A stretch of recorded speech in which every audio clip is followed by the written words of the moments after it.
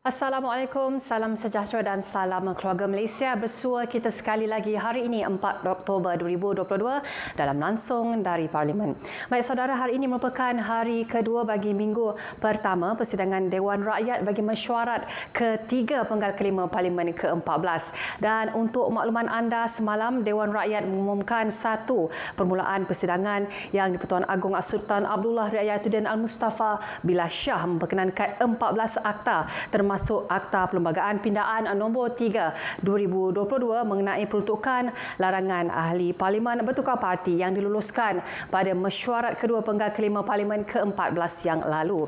Dan juga yang di-Pertua Dewan Rakyat Tan Sri Azhar Azizan Harun berkata antara akta lain ialah Akta Agensi Kawalan Sempadan Malaysia Pembubaran 2022, Akta Sistem Insurans Pekerja Pindaan 2022 dan Akta Keselamatan Sosial Pekerja Pindaan 2022. Dan beliau turut memaklumkan Dewan mengenai keputusan yang di-Pertua Dewan Negara Tan Sri Dr. Rais Yatim yang menyatakan persetujuan Dewan Negara terhadap kesemua 25 rang undang-undang diluluskan Dewan Rakyat pada mesyuarat kedua penggal kelima Parlimen ke-14. Baik, selain di saluran berita RTM dan juga di TV1, anda juga boleh ikuti kami di rtmparlimen.rtm.gov.my, juga menerusi rtmclick.rtm.gov.my palang RTM Parlimen dan juga melalui muat turun mudah melalui App Store, Play Store dan juga Huawei Apps Gallery.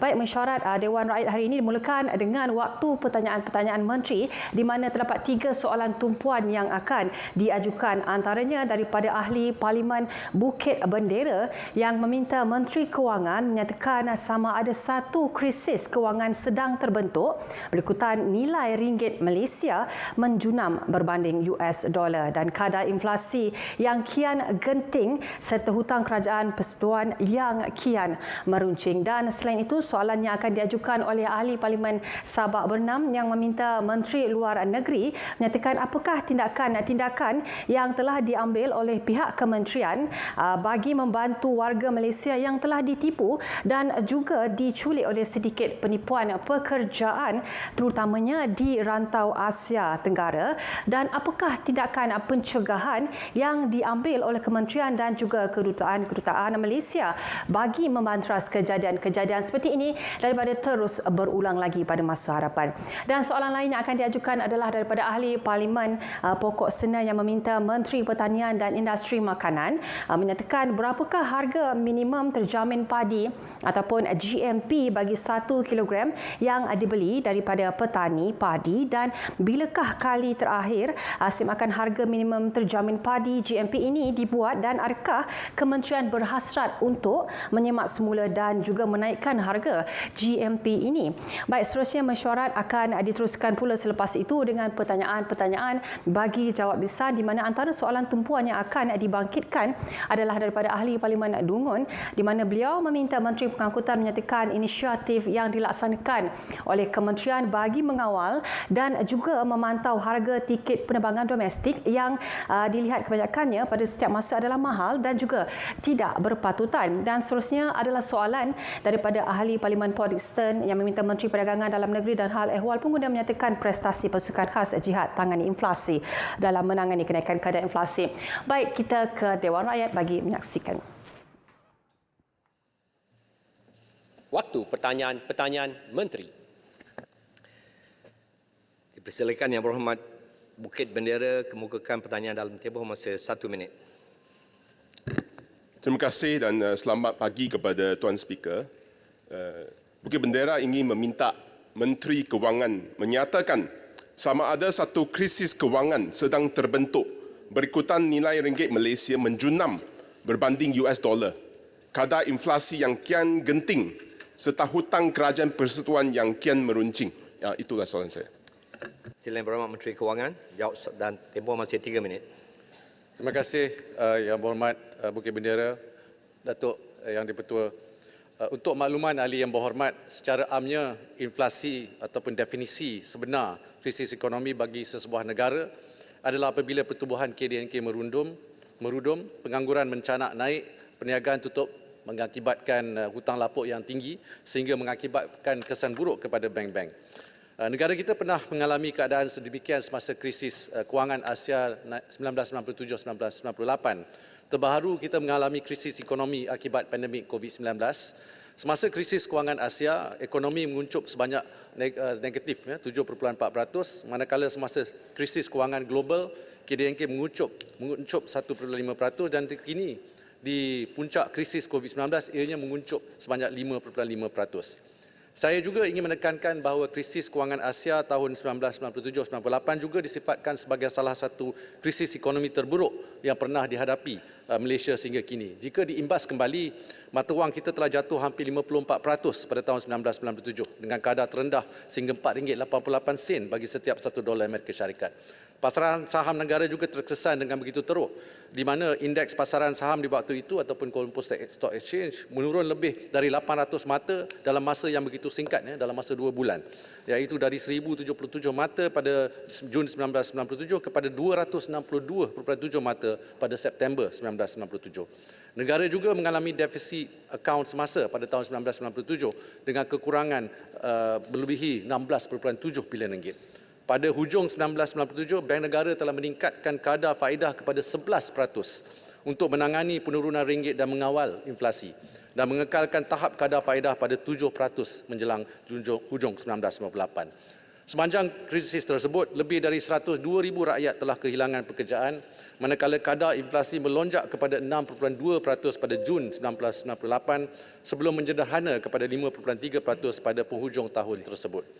Keadaan ekonomi negara sekarang amatlah jauh berbeza dari apa yang saya baru kongsikan. Asas ekonomi dan sistem kewangan Malaysia kini jauh lebih berbeza. Ini adalah berikutan pelbagai pembaruan ekonomi dan kewangan yang dilaksanakan berikutan krisis kewangan Asia, seperti struktur ekonomi domestik yang lebih pelbagai, disokong oleh sistem kewangan yang bermodal baik dan kedudukan luaran yang kukuh. Sebagai contoh, pasaran kewangan negara sekarang sangat terbuka dengan penyertaan pelabur asing yang tinggi dan kita mempunyai pelbagai ekonomi dan juga lebihan akaun semasa didorong oleh ekspor yang pelbagai. Setakat tahun ini, akaun semasa kekal positif, jumlahnya RM3 bilion pada suku pertama dan RM4.4 bilion pada suku kedua. Oleh itu, walaupun kita dilanda beberapa cabaran yang berpunca daripada faktor luaran yang berada di luar kawalan kerajaan, saya ingin menegaskan bahawa negara kita tidak berhadapan atau menuju ke arah sebarang krisis ekonomi ataupun krisis kewangan. Terima kasih. Yang Menteri, soalan tambahan pertama sila, Bukit Bendera. Ya, terima kasih Menteri Kewangan. Saya terima jawapan Menteri Kewangan, khasnya berkenaan dengan pertubuhan KDNK. Kita senario yang berbeza dengan waktu 1997-98 apabila kita dilanda Asia Financial Crisis. Soalan saya, kalau kita imbas kembali rekod foreign exchange kita pada tahun 1980, $1 tukar 2.122 ringgit Malaysia. So dia sampai sekarang kemarin 4.6512 ringgit Malaysia. So the lowest point dalam masa 24 tahun sejak Asia Financial Crisis. Soalan saya, apakah bagaimana atau langkah-langkah yang bakal diambil oleh kerajaan untuk berhadapan waktu 80 2.122, sekarang 4.651. So, apakah langkah-langkah sama ada kerajaan akan mengambil langkah further liberalisation tentang foreign exchange policy kita ataupun tightening ataupun pengetatan terhadap foreign exchange policy? Apakah langkah-langkah yang akan bakal diambil oleh kerajaan berkenaan dengan foreign exchange policy kita? Itu soalan saya. Terima kasih, Bukit Bendera. Sila, Menteri. 2 minit 30 saat. Terima kasih, Yang Berhormat. Izinkan untuk saya mengulangi bahawa seperti yang dinyatakan oleh Bank Dunia baru-baru ini, tiada penyelesaian mudah atau cepat bagi menangani cabaran yang dihadapi oleh nilai ringgit berbanding dengan dolar Amerika Syarikat. Namun untuk maklumat ahli yang berhormat, Bank Negara telah mengambil langkah-langkah seperti berikut bagi mengurus risiko berkaitan pertukaran asing. Langkah pertama, menggunakan instrumen dasar operasi bagi memastikan keadaan yang teratur dalam pasaran pertukaran asing. Walaupun Bank Negara tidak menyasarkan sebarang paras kadar pertukaran, Bank Negara berusaha agar tidak berlaku perubahan secara drastik atau melampau dalam nilai ringgit. Tindakan ini akan membantu perniagaan merancang serta melaksanakan keputusan perniagaan dan pelaburan yang lebih baik. Langkah kedua ialah memastikan institusi perbankan dan syarikat korporat di Malaysia mengambil langkah kehematan dalam menghadapi risiko pertukaran asing dan melindungi ringgit daripada aktiviti spekulatif. Langkah ini dapat mengurangkan risiko perubahan kadar ringgit yang berlebihan. Sebagai contoh, Bank Negara telah memperkenalkan instrumen pelindung nilai seperti dynamic hedging bagi menyediakan fleksibiliti agar peserta pasaran kewangan dan sektor perniagaan boleh melaksanakan pengurusan risiko pendedahan mata wang asing dengan lebih baik. Selain itu, sebahagian besar hutang luar negeri syarikat adalah dalam bentuk pinjaman antara syarikat berkaitan serta kredit perdagangan. Pinjaman ini secara umumnya dikenakan syarat yang fleksibel dan pada kadar konsesi atau disokong oleh perolehan ekspor mata wang asing. Dan langkah ketiga, melaksanakan beberapa inisiatif untuk meningkatkan akses dan menarik pelabur asing dalam pasaran bond domestik, termasuk usaha menambah baik mudah tunai bond pasaran sekunder serta memperkukuh struktur dan mudah tunai pasaran pertukaran asing. Jumlah urus niaga pertukaran asing harian tempatan terus meningkat hingga mencapai purata $13.3 bilion Amerika Syarikat setakat ini, berbanding dengan $11.3 bilion Amerika Syarikat pada tahun 2021 berikutan aliran pertukaran dua hala. Kerajaan juga akan kekal terus menggiatkan usaha untuk mengukuhkan sentimen pelabur asing terhadap Malaysia menerusi pelaksanaan dasar-dasar yang berupaya meningkatkan daya tarikan Malaysia sebagai destinasi pelaburan yang menarik. Sebagai contoh, kerajaan telah meningkatkan tumpuan untuk menggalakkan pelaburan ke dalam industri membangun, contohnya industri digital, dan melaksanakan rangka kerja aspirasi pelaburan nasional untuk menarik pelaburan berkualiti tinggi. Risiko berkaitan hutang luar korporat juga kekal turus. Selain itu, agenda ESG-nya diutamakan juga bagi memastikan Malaysia terus berdaya saing di peringkat global. Terima kasih Yang Berhormat. Menteri, soalan tambahan. Jempol. Soalan tambahan yang kedua, saya jemput Yang Berhormat Pontian. Terima kasih Datuk. Selain ringgit dan inflasi, bagaimana perkembangan terkini pasaran modal negara kita, iaitu pasaran saham, sukuk dan bond? Kebimbangan ini adalah berasaskan kepada Indeks Bursa Malaysia KLCI berada di tahap 1,400 mata. Itu soalannya. Sila, Menteri. Terima kasih Yang Berhormat Pontian. Datuk, ini betul. Untuk makluman ahli Yang Berhormat, seperti yang saya nyatakan sebelum ini, sistem kewangan negara dan pasaran saham terus berfungsi dengan baik dan teratur. Sehingga kini tiada gangguan kepada pengantaraan kewangan dan aktiviti pinjaman kekal lancar. Aktiviti perniagaan juga terus mendapat akses kepada pembiayaan kewangan daripada institusi perbankan dan juga pasaran modal. Namun kita perlu peka dengan perkembangan dunia yang turut memberikan kesan kepada pasaran kewangan. Ini termasuklah peningkatan kadar faedah oleh Bank Pusat di Amerika Syarikat yang telah meningkatkan sebanyak 300 mata asas dan dijangka akan ditingkatkan lagi kepada 4.7.5% di hujung tahun 2023, serta langkah lebih daripada 80 bank pusat di seluruh dunia yang telah meningkatkan kadar faedah mereka. Secara keseluruhan, menurut laporan dari Reuters, lebih dari 300 kenaikan kadar faedah telah dilaksanakan sepanjang 12 bulan yang lalu. Akibat daripada ini adalah dianggarkan pasaran saham di seluruh dunia mengalami kerugian berjumlah 9 trilion US dollar ataupun 41.9 trilion ringgit. Dan jika kita lihat kerugian di pasaran bond dunia pula, jumlah kerugian ini adalah lebih besar, iaitu sekitar 46 trilion US dollar atau 214 trilion ringgit. Walaupun setakat hujung September ini, pasaran saham bursa yang dijaki oleh indeks FBM KLCI telah menyusut sebanyak 11%. Betul lah apa yang dicakap oleh Yang Berhormat Pontian tadi, mencecah ke tahap 1,400. Pasaran saham di negara lain juga telah menurun. Sebagai contoh, pasaran saham Korea sebanyak negatif 27.6%, di Hong Kong sebanyak negatif 26%, Amerika Syarikat sebanyak negatif 24%, Jerman sebanyak 23.7%, begitu juga dengan Perancis dan Filipina sebanyak negatif 19.4%, China pun jatuh sebanyak negatif 16.9% dan sebagainya. Dan di Malaysia setakat ini, pasaran saham kita masih mencatatkan jumlah pelaburan asing bersih sebanyak 6.6 bilion ringgit berbanding jumlah modal keluar bersih bagi keseluruhan negara membangun Asia, ini tak termasuk China, berjumlah hampir 313 bilion ringgit. Selain itu, aktiviti pengumpulan dana atau dengan izin fund raising activities di Bursa Malaysia kekal kukuh jumlahnya RM7.2 bilion setakat hujung September. Bagi pasaran bond swasta, aktiviti pembiayaan terus berfungsi dengan baik. Dana yang dikumpul adalah RM70 bilion pada hujung Ogos. Manakala pasaran bond kerajaan, alhamdulillah jumlah ini adalah RM118.7 bilion pada tempoh yang sama. Terima kasih, Yang Berhormat. Terima kasih Menteri. Saya minta untuk diteruskan, saya teruskan pertanyaan-pertanyaan Menteri. Seterusnya saya jemput Yang Berhormat Sabak Bernam. Timbalan Speaker. Bismillahirrahmanirrahim. Assalamualaikum warahmatullahi wabarakatuh.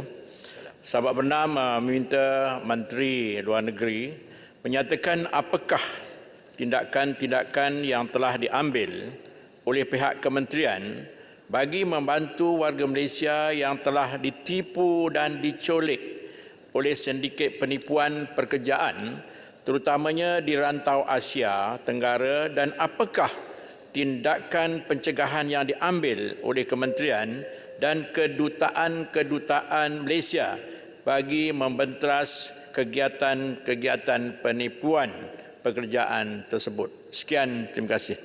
Sila Yang Berhormat Menteri Luar Negeri. Jawab 3 minit. Terima kasih Tuan Yang di-Pertua dan terima kasih Yang Berhormat Sabak Bernam.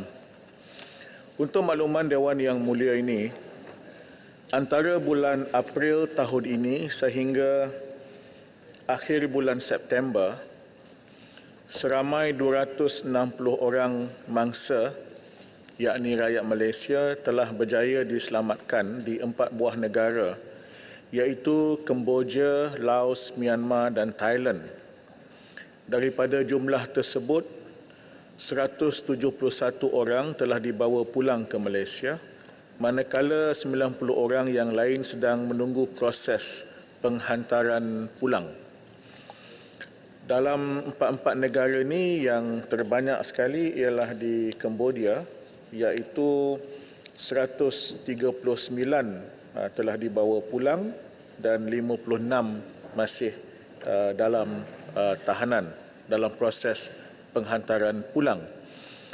Kita memang berusaha sedaya upaya, Kementerian Luar, Polis Diraja Malaysia, Jabatan Imigresen dan sebagainya sentiasa bekerjasama untuk mengesan mereka, yakni dengan kerjasama pihak berkuasa ke-4 negara tersebut, dan setelah dikesan, mereka biasanya ditahan sementara untuk disiasat dan setelah selesai, mereka dibawa balik.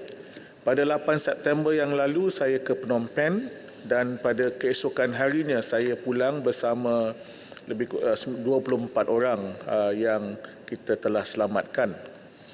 Semua aduan yang diterima oleh Kementerian Luar Negeri daripada pihak waris akan disalurkan terus kepada perwakilan-perwakilan Malaysia yang berkenaan, dan mereka akan berhubung dengan pihak berkuasa tempatan. Setakat ini kita mendapat kerjasama yang sangat baik daripada negara-negara tersebut. Proses untuk mencari mereka dan sebagainya ini mestilah mengikut prosedur yang dilaksanakan di negara tersebut, seperti siasatan, intipan, usaha menyelamat, dokumentasi dan sebagainya.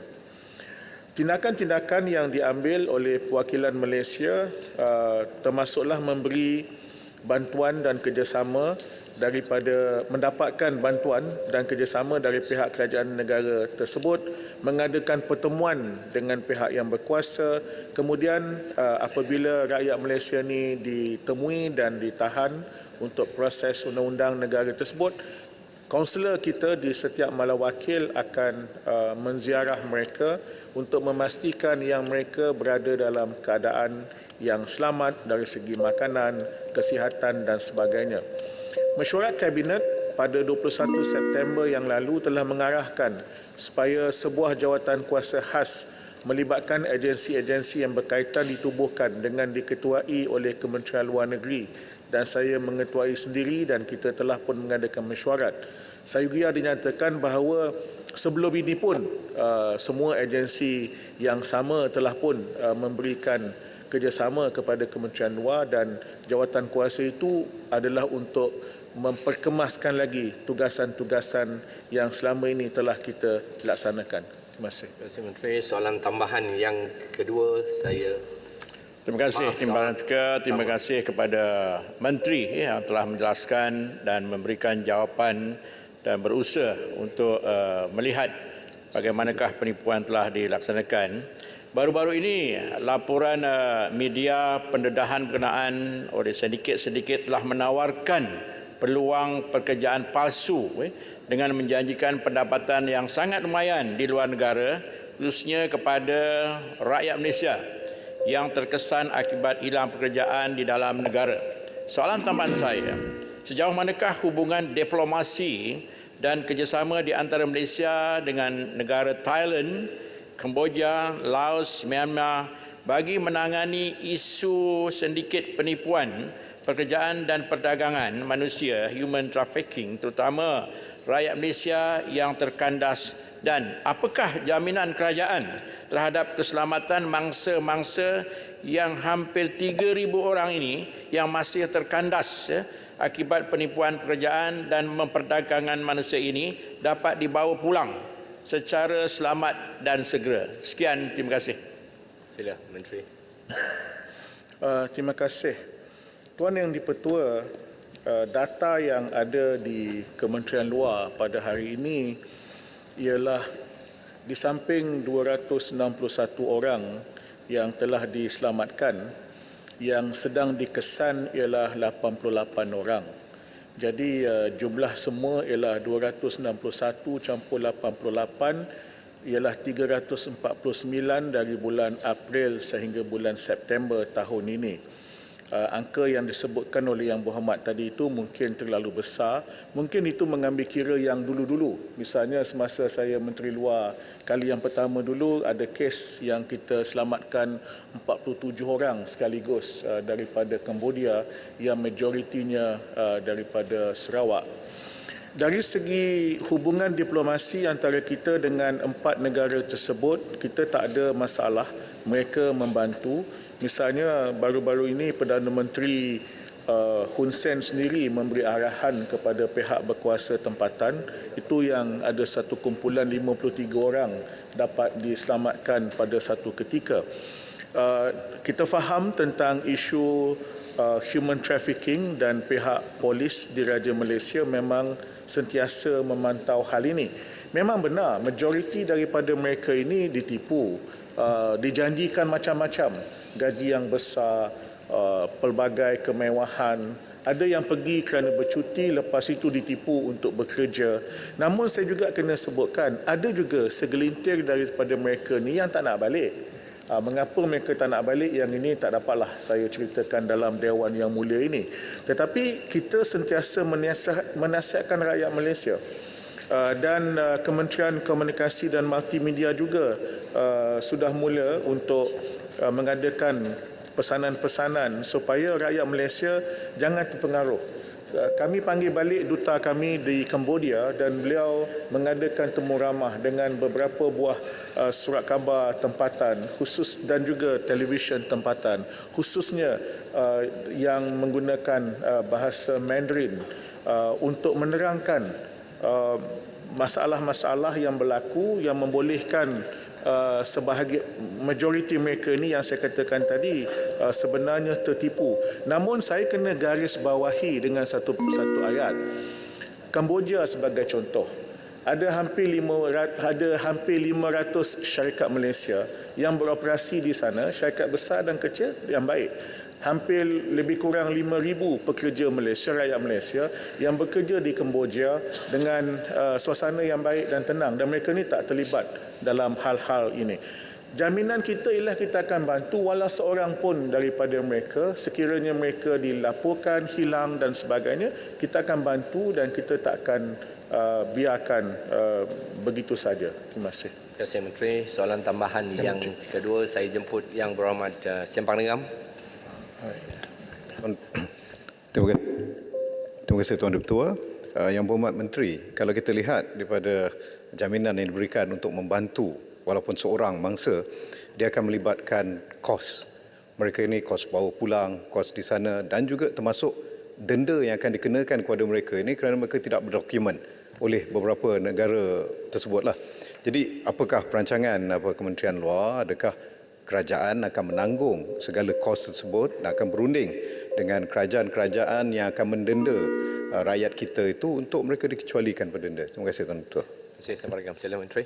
Ada dua perkara di sini Tuan Ini Petua. Yang pertama ialah soal andainya rakyat kita ini melakukan sesuatu kesalahan jenayah di negara tersebut.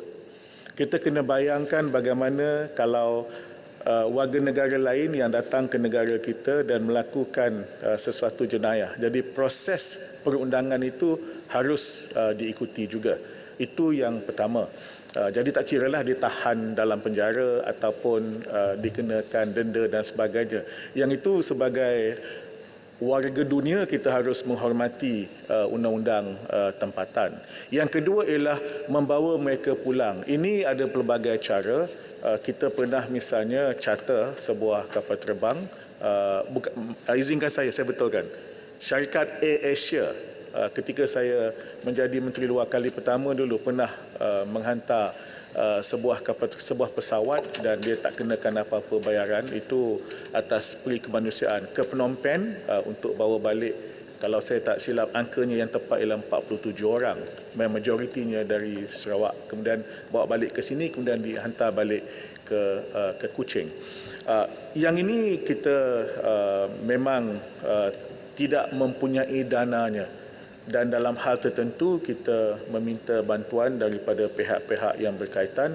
Namun demikian saya sangat berharap kerana perkara ini kami timbulkan dalam permohonan kami untuk Belanjawan 2023, belanja untuk perkhidmatan kaunselor di negara-negara tertentu yang mungkin tadi yang disebutkan 2,500 itu ialah angka rakyat Malaysia yang ditahan di seluruh dunia.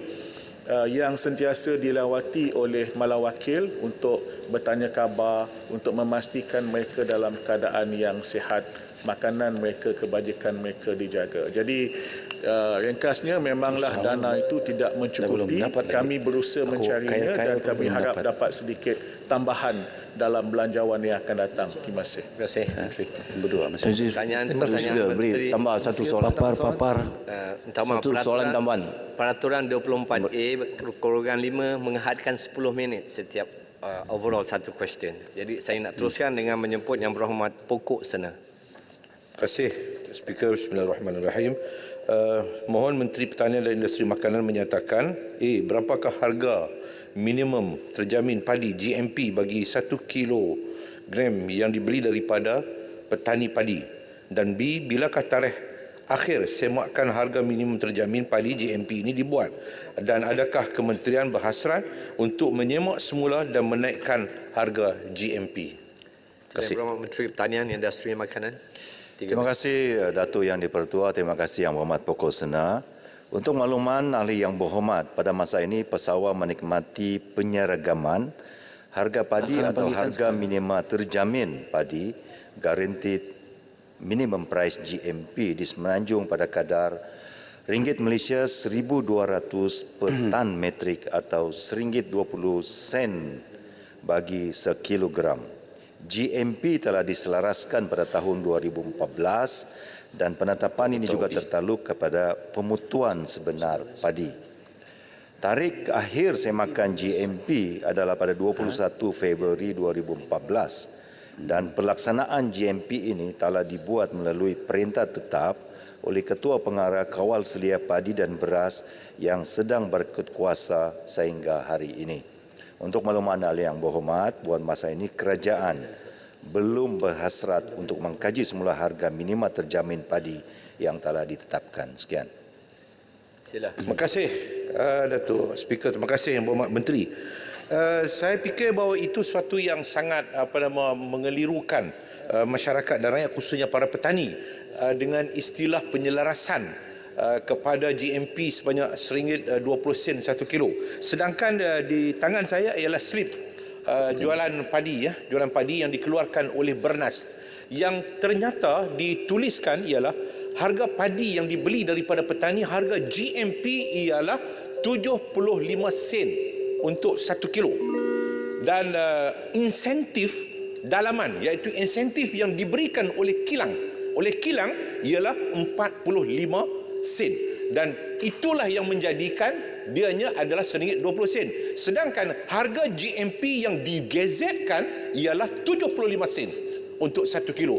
Ini bermakna bahawa kalau kilang semua bersepakat mereka nak beli dengan harga 75 sen, rakyat ataupun petani padi tidak boleh apa-apa. Dia terpaksa beli jual dengan harga 75 sen. Sebab itu saya nak minta supaya pihak kerajaan menyemak semula harga GMP ini. Sebab alasan yang diberikan, alasan standard yang diberikan oleh kerajaan sebelum ini ialah kenaikan harga padi akan membebankan pengguna secara keseluruhan, iaitu akan menyebabkan kenaikan harga beras. Sedangkan sejak daripada 2014 harga beras telah pun dinaikkan, walaupun kecil, dan hari ini RM2.60. Bermakna bahawa tanpa kenaikan harga GMP, harga beras telah pun mendahului kenaikan daripada harga GMP. Oleh sebab itu berlaku adillah kita kepada petani-petani yang memberikan kita makan beras yang mereka membanting tulang setiap hari, sedangkan mereka hanya mendapat 75 sen. Saya mencadangkan kerajaan menyemak semula untuk memberikan harga GMP ini ialah RM1.30. Terima kasih. Pukul Sena sila. Ya. Saudara Yang Berhormat Pokok Sena nampak berjuang untuk pesawat, tapi kerajaan juga berjuang lebih banyak dan besar untuk pesawat di negara kita ini. Harga yang ditetapkan seperti saya katakan tadi adalah 1.200 per tan metrik atau RM1.20 per kilogram berdasarkan kepada kualiti padi mengikut pemutuan. Jadi kenapa dibuat pemutuan? Kerana kita memberi subsidi output melalui skim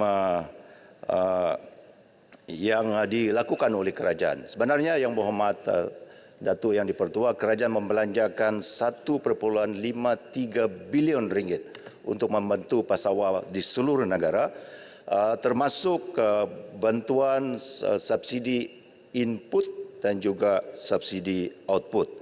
Subsidi input pertanian meliputi skim baja padi kerajaan persekutuan, skim insentif pengeluaran padi, skim baja dan racun padi bukit dan huma, skim insentif benih padi sah, dan yang subsidi output diberikan melalui skim subsidi harga padi SSHP, yang mana pesawat mendapat insentif apabila menjual harga padi.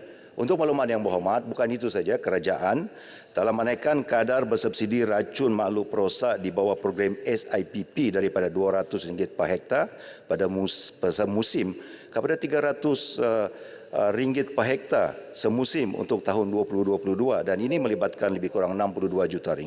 Selain itu, bantuan khas pesawat sementara menunggu hasil padi juga bakal diberikan pada tahun 2023 dengan kadar bantuan sebanyak RM200 setiap bulan untuk tempoh 3 bulan dengan jumlah peruntukan hampir RM230 juta. Jadi harga padi adalah mengikut pemutuan yang ditetapkan oleh IPB dan kerajaan, kerana pemutuan adalah diseraskan dengan bantuan subsidi output. Tetapi pendeknya Yang Berhormat, kerajaan membelanjakan lebih daripada 1.53 bilion untuk membantu pesawat. Jadi kalau dikatakan bahawa kita abaikan pesawat adalah tidak benar, kerana kerajaan mengolah pelbagai bentuk program dan subsidi untuk membantu pesawat di seluruh negara. Terima kasih Menteri. Soalan tambahan yang kedua sila. Yang Berhormat Papa. Terima kasih Datuk Yang di-Pertua. Soalan saya juga akan berkenaan dengan harga minimum padi. Jadi apa yang terjadi di tempat saya ialah di Papar, ramai petani-petani yang enggan ataupun tidak mahu ingin lagi menanam padi disebabkan oleh harga padi yang begitu rendah, dan mereka katakan kepada saya tidak begitu ekonomi, di mana mereka akan kerugian kerana kos-kos penanaman, baja dan sebagainya begitu tinggi. Jadi ini adalah masalah yang dihadapi oleh petani-petani di Sabah, bukan saja di Papar. Soalan saya juga ada berkait dengan GMT ini.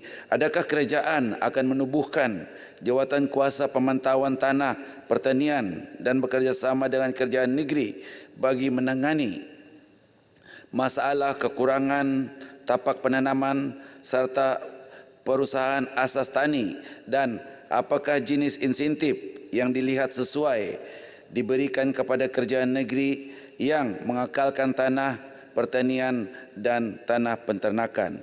Dan soalan kedua saya ialah apakah tindakan yang boleh diambil kepada syarikat-syarikat ataupun vendor-vendor yang dipertanggungjawabkan untuk menyampaikan baja, benih dan input-input pertanian yang menghantar barangan yang tidak mengikut jadual dan kualiti yang rendah. Terima kasih. Terima kasih Bapak. Silakan Menteri.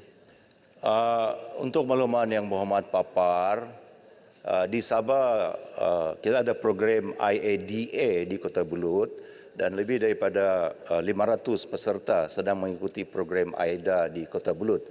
Jadi untuk makluman yang berhormat, sebahagian 1.53 bilion ringgit yang saya katakan tadi adalah merupakan bentuk bantuan yang disalurkan oleh kerajaan kepada pesawah di seluruh negara termasuk pesawah di Sabah dan juga Sarawak. Dan untuk makluman ahli Dewan ini, 1.3 bilion itu merupakan 60% daripada kos pengeluaran padi, penanaman padi negara kita ditampung oleh kerajaan. Satu jumlah yang besar, Datuk Yang di-Pertua. Sebab itu pelbagai langkah kita ambil untuk meneruskan usaha bagi menggalakkan penanaman padi dan meningkatkan pengeluaran padi di seluruh negara. Kita mendengar di Dewan ini program Smart Sawah Berskala Besar, Smart SBB. Sekarang ini telah melibatkan lebih daripada 11,000 pesawah di seluruh negara yang akan memberi manfaat yang lebih dan menarik minat golongan pesawah termasuk golongan muda untuk menceburi dalam penanaman padi.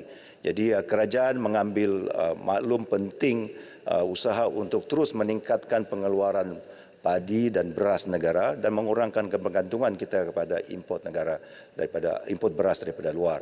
Jadi setakat ini yang berhormat, program Smart SBB bukan saja menumpukan kepada penanaman padi beras biasa tetapi beras wangi. Jadi beras wangi yang dikeluarkan melalui program Smart SBB ini tidak tertakluk kepada had harga 1,200 per metrik tan. Jadi pesawah yang mencebur diri melibatkan diri dalam penanaman padi beras wangi akan dapat menikmati harga yang lebih tinggi daripada 1,200 kerana mereka tidak tertakluk kepada harga kawalan beras putih yang disekat pada harga RM1,200 per metrik tan. Perkara lain yang disebutkan yang berhormat, kerajaan persekutuan melalui MAFI menyalurkan lebih daripada 250 juta ringgit setiap tahun disalurkan kepada pelbagai jabatan dan agensi di bawah Kementerian Pertanian Negeri Sabah untuk membantu pesawah, penternak, nelayan di negeri Sabah melalui program-program yang diolah oleh kerajaan negeri. Terima kasih. Baik. Satu sikit lagi. Ada sedikit masa lagi saya jemput yang berhormat Jerai. Terima kasih, Speaker. Saya ingin bertanya kepada Menteri yang telah pun menyebut tadi tentang pemberian semula insentif kepada petani sementara menunggu padi masak.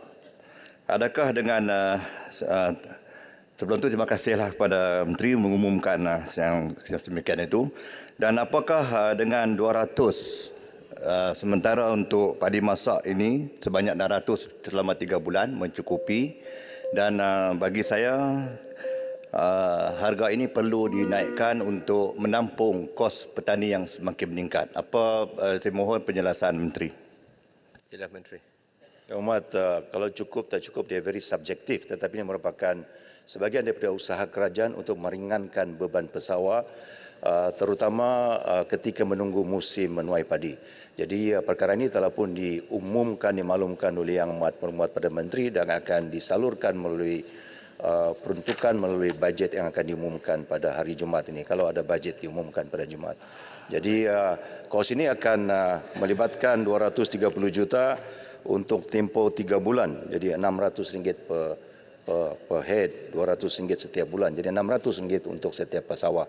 Jadi kalau ditanya sama ada mencukupi, kata mencukupi, jawapannya boleh mencukupi, tak mencukupi. Tapi ini merupakan sebahagian tambahan daripada jumlah dana yang disalurkan kepada pesawah, membantu pesawah dalam pelbagai program subsidi yang memberi kos kepada kerajaan lebih daripada 1.5 bilion ringgit setiap tahun. Jadi ini on top of apa yang diberi oleh kerajaan. Jadi kita harapkan dia akan dapat sedikit sebanyak meringankan beban pesawat negara kita ketika menunggu musim tuai. Terima kasih Yang Berhormat Menteri.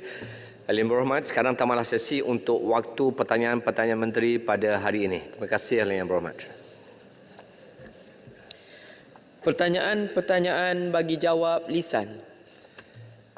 Silakan Yang Berhormat Tuan Haji Wan Hassan bin Muhammad Ramli, Dungun. Terima kasih Datuk Timbalan Pertua. Soalan nombor 1. Silakan Yang Berhormat Menteri Pengangkutan atau Timbalan menjawab. 3 minit. Tuan Yang di-Pertua, saya mohon izin untuk menjawab soalan Yang Berhormat Dungun bersekali dengan Yang Berhormat Kinabatangan yang bertarikh 17 Oktober 2022 serta Yang Berhormat Lanang yang bertarikh 24 November 2022 kerana pertanyaan adalah mengenai isu yang sama. Sebagai sebuah kerajaan yang berteraskan keluarga Malaysia, Kementerian Pengangkutan memandang serius akan keluhan dan rungutan rakyat mengenai harga tambang tiket penerbangan yang tinggi serta di luar kemampuan terutamanya semasa musim perayaan. Bagi menangani masalah harga tiket penerbangan yang tinggi, Kementerian Pengangkutan telah mengadakan perbincangan dengan Suruhanjaya Penerbangan Malaysia MEPCOM dan syarikat-syarikat penerbangan domestik bagi memastikan harga tiket penerbangan yang ditawarkan adalah kompetitif.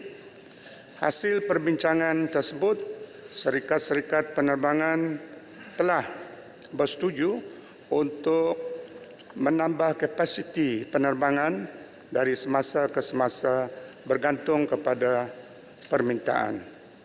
Untuk makluman Yang Berhormat Kinabatangan dan Yang Berhormat Lanang, berdasarkan pemerhatian oleh MEPCOM pada 14 September 2020, harga tambang penerbangan sahala kelas ekonomi bagi tempoh penerbangan untuk musim perayaan Tahun Baru Cina 2023 iaitu dari 18 hingga 26 Januari 2023, tempoh pemerhatian adalah antara RM100 hingga RM1,235. Manakala bagi 20 hingga 21 Januari 2023, tempoh puncak harga tambang sahala adalah antara RM210 hingga RM1,400. Daripada julat harga tambang tersebut, majoriti harga tiket penerbangan tersedia untuk pembelian bagi semua laluan ekonomi sahala ke wilayah Sabah dan Sarawak pada tempoh yang dipantau adalah di bawah RM400. Kementerian Pengangkutan melalui MEPCOM akan meneruskan pemantauan terhadap harga tiket penerbangan bagi semua laluan penerbangan domestik termasuk laluan-laluan di antara Semenanjung Malaysia dengan Sabah dan Sarawak. Berhubung dengan harga tiket penerbangan domestik dalam Sarawak seperti mana yang dibangkitkan oleh Yang Berhormat Lanang, kadar tambang yang dikenakan oleh syarikat Maswings ke kawasan luar bandar di Sarawak adalah berdasarkan siling yang telah ditetapkan oleh kerajaan yang telah dipersetujui dalam mesyuarat Jemaah Menteri pada 20 Julai 2011. Harga siling yang ditetapkan ini adalah tidak termasuk dengan bayaran lain seperti cukai, yuran dan cas. Sehingga kini tiada kenaikan harga siling yang telah dilaksanakan atau diumumkan oleh kerajaan sejak 2011. YB Timbalan Menteri, masa yang paling kaskan. Sedikit lagi. Pihak operator iaitu Maswing yang melaksanakan perkhidmatan ras tidak akan menaikkan tambang dengan sewenang-wenangnya kerana tertakluk kepada harga siling yang telah ditetapkan di bawah perjanjian Public Service Obligation for Rural Air Service PSO for RAS. Untuk makluman yang berhormat, Lanang, Kementerian senantiasa menggalakkan syarikat-syarikat penerbangan negara untuk meningkatkan kapasiti penerbangan semasa musim-musim perayaan, khususnya di laluan-laluan yang mempunyai permintaan yang tinggi seperti Kuala Lumpur Sibu, Pulau Pinang Sibu dan Johor Bahru Sibu. Walau bagaimanapun, keputusan untuk meningkatkan kekerapan bagi laluan tersebut adalah keputusan komersial yang dibuat oleh syarikat penerbangan berasaskan kepada daya maju commercial viability laluan. Buat masa ini, terdapat 35 penerbangan seminggu bagi laluan Kuala Lumpur Sibu, 1 penerbangan seminggu bagi laluan Pulau Pinang Sibu dan 7 penerbangan seminggu bagi laluan Johor Bahru Sibu. Sekian, terima kasih. Terima kasih, Menteri. Soalan tambahan, sila Yang Berhormat Dungun. Jawapan yang telah diberikan. Senario kenaikan harga tambang penerbangan domestik ke Sabah Sarawak dan dari Sabah Sarawak ke Malaysia ni, Semenanjung ni adalah sesuatu yang berlaku pada saban tahun. Jadi pohon secara jelas jaminan pihak kementerian bahawa perkara ini tidak akan berulang lagi, dan perancangan dan inisiatif kementerian bagi menangani isu yang membebankan rakyat ketika musim perayaan yang melibatkan tambang penerbangan domestik ini. Terima kasih, Datuk Timbalan Betul. Ya, Terima kasih, Menteri.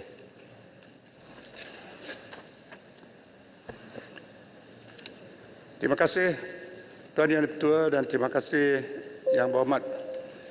Kerajaan tidak mengawal harga tiket penerbangan selari dengan keputusan Jemaah Menteri pada tahun 2006. Kerajaan melalui Suruhanjaya Penerbangan Malaysia (MEPCOM) juga pernah membuat kajian mengenai penetapan harga siling bagi mengawal harga tiket penerbangan pada Ogos 2018. Kajian tersebut menunjukkan bahawa mekanisme harga siling akan memberi kesan yang negatif kepada pengguna dalam jangka panjang. Seterusnya, MEPCOM mendapati bahawa laluan yang mempunyai kekerapan penerbangan yang rendah, terutamanya semasa musim puncak, secara umumnya akan merekodkan harga penerbangan yang lebih tinggi. Kerajaan melalui MEPCOM telah memantau harga tiket serta kekerapan penerbangan domestik, terutamanya bagi laluan Semenanjung Sarawak, dan mencadangkan agar syarikat-syarikat penerbangan meningkatkan kapasiti penerbangan untuk memenuhi permintaan pada musim puncak. Sekian, terima kasih. Soalan tambahan yang kedua saya jemput Yang Berhormat Penampang. Terima kasih Datuk Speaker, terima kasih Timbalan Menteri. Timbalan Menteri, adakah Timbalan Menteri tahu bahawa Singapura dan Indonesia telah meratifikasikan di Indonesia Flight Information Region, di mana mereka boleh menguruskan segala flight path dan management di Indonesia. Saya faham bahawa satu faktor peningkatan seperti mana yang disoal kepada Menteri, Datuk Speaker, satu faktor kenaikan harga di flights ke Sabah dan Sarawak adalah kerana Flight Information Region. Masalah di mana Singapura mentadbiri airspace kita. Pada 2019, Datuk Speaker, saya faham bahawa kerajaan pada waktu itu telah mengumumkan hasrat untuk mengambil balik pengelehan ruang udara Flight Information Region ini daripada Singapura, dan dijangka proses pengambilan alihan pada 2019 itu patut dimuktamadkan dan diakhiri pada 2023. Saya ingin tanya kepada Menteri, apakah perkembangan pengambilan balik Flight Information Region ini, dan adakah ini akan menurunkan harga kos penerbangan ke Sabah dan Sarawak, termasuk juga dengan pengumuman airline yang baru, My Airline, sama ada mereka juga akan memberikan kos yang kompetitif daripada MAS dan AirAsia. Terima kasih. Terima kasih. Menambang sila, Tuan Menteri. 1 minit. Tuan Yang di-Pertua, terima kasih di atas soalan yang diutarakan. Maklumat ini tidak ada di tangan saya, dan kita akan memberi jawapan secara bertulis. Sekian, terima kasih. Thank you. Boleh soalan tambahan? Soalan lagi boleh? Sibu. Masa sebenarnya dah diberi agak panjang, tapi saya bagi peluang soalan tambahan yang ketiga. Saya jemput yang Sibu. Berhormat Bintulu. Terima kasih, Tuan Yang di-Pertua. Terima kasih Yang Berhormat Timbalan Menteri tadi bagi soalan macam mana nak memantau harga tiket itu semua. Saya difaham, airline sekarang pasal COVID kita 2 tahun. Dalam 2 tahun, kapal terbang semua tidak jalan, tidak terbang.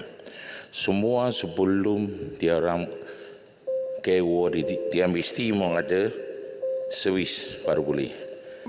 Contoh macam AirAsia, memang dia tidak mencukupi kawangan. Saya difaham dia sudah minta kerajaan bantu bagi loan ataupun bagi bantuan macam mana membantu dia orang servis itu aircraft, barulah dia boleh tambahan frekuensi. Kalau ada sudah airline sudah ada cukup frekuensi, memang harga turun. Kalau tidak, sekurang dia sekarang memang harga akan mahal because of operation cost and all this. Sampai hari ini saya difaham dia sudah minta Kementerian Pengangkutan bantu. Kenapa sampai sekarang Kementerian Pengangkutan atas isu ini tidak ambil begitu serius on this matter? Saya minta jawapan daripada Timbalan Menteri. Sila Timbalan Menteri, 1 minit. Ya, terima kasih Yang Berhormat Bintulu. Memang pun disebabkan pandemik COVID-19, syarikat-syarikat penerbangan masih dalam fasa pemulihan, di mana kapasiti dari kekerapan penerbangan masih terhad. Dan bagi bulan September misalnya 2022, kekerapan penerbangan domestik masih rendah, jauh iaitu hanya pada tahap 68.2% berbanding pra-pandemik Disember 2019. Jadi ini satu fakta selain daripada apa yang disebutkan oleh Yang Berhormat Sibu tadi, yang menyebabkan harga tiket mungkin mahal daripada kebiasaan. Jadi maklumat ini juga saya akan sampaikan jawapan kepada Yang Berhormat Sibu secara bertulis. Sekian, terima kasih. Terima kasih, Menteri. Pertanyaan jawab lisan seterusnya, saya menjemput Yang Berhormat Datuk Seri Anwar Ibrahim, Parlimen. Terima kasih. Soalan kedua, cuma pembetulan sebab indeks harga pengguna saya gunakan itu bulan Julai. Jadi minta Menteri berikan IHP yang terakhir lah. Terima kasih. Sila. Menteri, 3 minit. Terima kasih Tuan Yang di-Pertua. Terima kasih Yang Berhormat Port Dickson yang bertanya. Tuan Yang Di-Pertua, jawapannya. Kadar julat inflasi Januari hingga Ogos 2022 adalah pada kadar 3.1%. Kadar julat inflasi ini selari dengan unjuran Bank Negara Malaysia bagi tahun 2022 yang berlegar di antara 2.2% hingga 3.2%. Ini bermakna walaupun bulan Ogos mencatatkan kadar inflasi 4.7%, namun hakikat sebenar julat Januari hingga Ogos 2022 pada kadar 3.1% adalah masih berada dalam julat yang telah diunjurkan oleh Bank Negara Malaysia, iaitu di bawah 3.2%. Tuan Yang Di-Pertua, kadar inflasi yang tinggi pada masa ini merupakan fenomena global dan didorong oleh faktor-faktor luaran. Pada masa ini, kadar inflasi di setengah negara di peringkat serantau dan global masih mencatatkan paras yang lebih tinggi berbanding Malaysia. Kadar inflasi yang rendah di Malaysia didorong oleh inisiatif dan langkah proaktif kerajaan untuk menyediakan subsidi bagi mengekang inflasi serta memastikan keluarga Malaysia tidak terlalu terbeban apabila berhadapan dengan cabaran kos sara hidup. Tidak benarlah dakwaan sesetengah pihak yang mengatakan bahawa subsidi kerajaan untuk beberapa barang keperluan asas ditarik balik. Malah, jumlah pemberian subsidi kerajaan terus meningkat. Kadar inflasi di negara ini akan mencecah ke paras yang lebih tinggi, iaitu sehingga 10.6%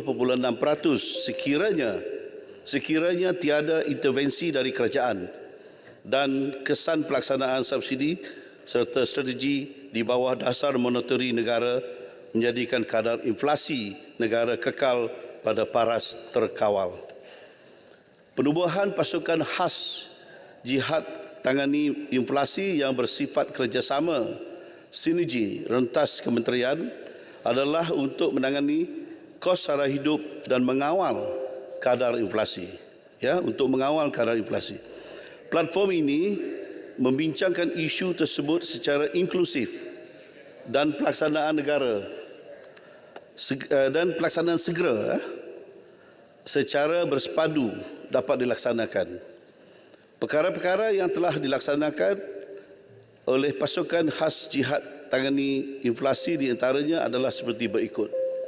Pertama, memperluaskan program jualan murah keluarga Malaysia JMKM kepada semua kawasan Dewan Dagang Negeri sebanyak 512 dun atau 80.1% daripada 639 kawasan dun dan lokasi telah bermula program JMKM semenjak pertengahan Ogos 2022. Keluarga Malaysia boleh mendapatkan barangan sehingga 20% lebih murah daripada harga pasaran setempat. Harga yang murah ini adalah manfaat secara langsung subsidi harga melibatkan peruntukan RM100 juta. Yang kedua, meneruskan kawalan harga minyak masak sawit tulen kemasan botol 1 kg, 2 kg, 3 kg dan 5 kg secara harga siling bergerak berdasarkan harga minyak sawit mentah dunia. Semalam, saya telah membuat pengumuman bahawa harga baharu minyak masak sawit tulen kemasan botol bagi tempoh 8 Oktober 2022 sehingga 7 November 2022 adalah seperti berikut. 1 kilogram dari harga RM7.50 turun kepada RM7.10. 2 kilogram berbotol dari harga RM14.30 kepada RM13.50. Dan yang 3 kilogram dari harga RM21.10 turun kepada RM19.90. Dan 5 kilogram dari harga RM33.50 turun kepada RM31.50. Dan ini merupakan pengumuman buat kali ketiga dalam tempoh berkenaan berhubung penurunan harga minyak masak sawit tulen. Dan ketiga, meneruskan kawalan harga ayam dan telur ayam serta pemberian subsidi peternakan sebanyak 1.1 bilion ringgit. Dan keempat, memperkenalkan menu keluarga Malaysia di bawah inisiatif bakul makanan siswa bagi sarapan pagi, makan tengah hari dan makan malam yang berkualiti pada harga RM3.50 di kampus-kampus Institut Pengajian Tinggi Awam. Sebenarnya, Tuan Dipertua, ada banyak lagi inisiatif yang berjaya dilaksanakan oleh pasukan khas jihad ini. Tetapi disebabkan kesuntukan masa, saya tidak dapat menyatakan di sini. Dan banyaklah ini, lebih 10 lagi. Jadi pasukan jadi telah berjaya memastikan kadar inflasi adalah pada tahap yang terkawal seperti yang diunjurkan oleh Bank Negara Malaysia. Jadi kalau diizinkan membaca, saya memerlukan mungkin 15 minit. Tak apa, atau saya nak berikan soalan tambahan. Okey. Terima kasih Tuan Dipertua. Terima kasih Menteri. Sila. Terima kasih Yang Berhormat Menteri, dan saya mohon supaya kalau boleh jawapan itu diberi pada saya lengkap. Saya juga faham bahawa jawatankuasa pasukan khas jihad ini merentasi kementerian. Maknanya ini bukanlah tugas yang boleh terhad atau terbatas pada kementerian Yang Berhormat. Cuma kalau kita katakan pasukan jihad ini, maknanya langkah-langkah diambil itu harus lebih struktural. Ada permasalahan besar, umpamanya pertanian, pengeluaran pertanian, hal yang mungkin tidak terbatas pada tugas dan skop kerja kementerian Yang Berhormat. Tetapi sebab itu saya tujukan soalan ini kepada jawatankuasa plan khas tangan jihad ini, tangani inflasi. Saya juga terima kasih kerana beberapa langkah seperti jualan murah yang sementara ini, langkah-langkah sementara ya, yang sebenarnya mengikuti inisiatif Kerajaan Negeri Selangor yang telah melakukan lebih setahun yang lalu. Begitu juga makanan tambahan untuk siswa yang mengikuti ataupun langkah diambil oleh Yang Berhormat Kulim Bandar Baru, Food Bank. Tapi minyak sawit, minyak mentah sawit ini banyak rayuan, termasuk Yang Berhormat daripada pihak sana juga mengatakan tidak diperolehi di beberapa tempat. Ya. Ada komplain di Port Dickson. Semalam saya Bandar Tun Razak kerana Yang Berhormat dia tak turun, jadi supaya saya terpaksa turun, dan feedback yang sama. Begitu juga saya dengar dari tak salah saya Jerbu sebelum dia tu Jempol. Jadi tapi cadangan kita yang lebih serius iaitu menekankan supaya syarikat-syarikat besar yang mencatat keuntungan setengah bilion, 1 bilion ringgit setahun, mengapa tidak boleh kita cap 10% jual dalam negeri supaya tidak membebankan kerajaan berbilion ringgit. Jadi keupayaan kerajaan berunding dengan syarikat-syarikat besar ni lemah sekali. Ya. Dia mengalah terus. Syarikat itu untung 1 bilion ringgit. Apa salahnya diletakkan syarat 10%, 15% jual dalam negeri dengan keuntungan kecil dan tidak ikut harga pasaran dunia. Kalau yang import kita faham. Ya. Dan terkait juga ialah harga import yang menyebabkan harga ayam melambung kerana makanan. Dan harga import makanan itu dikaitkan dengan kejatuhan nilai ringgit. Walaupun Menteri Keuangan sebut tidak membimbangkan. Ini Menteri Perdagangan satu-satunya di dunia yang tak bimbang bila nilai ringgit jatuh.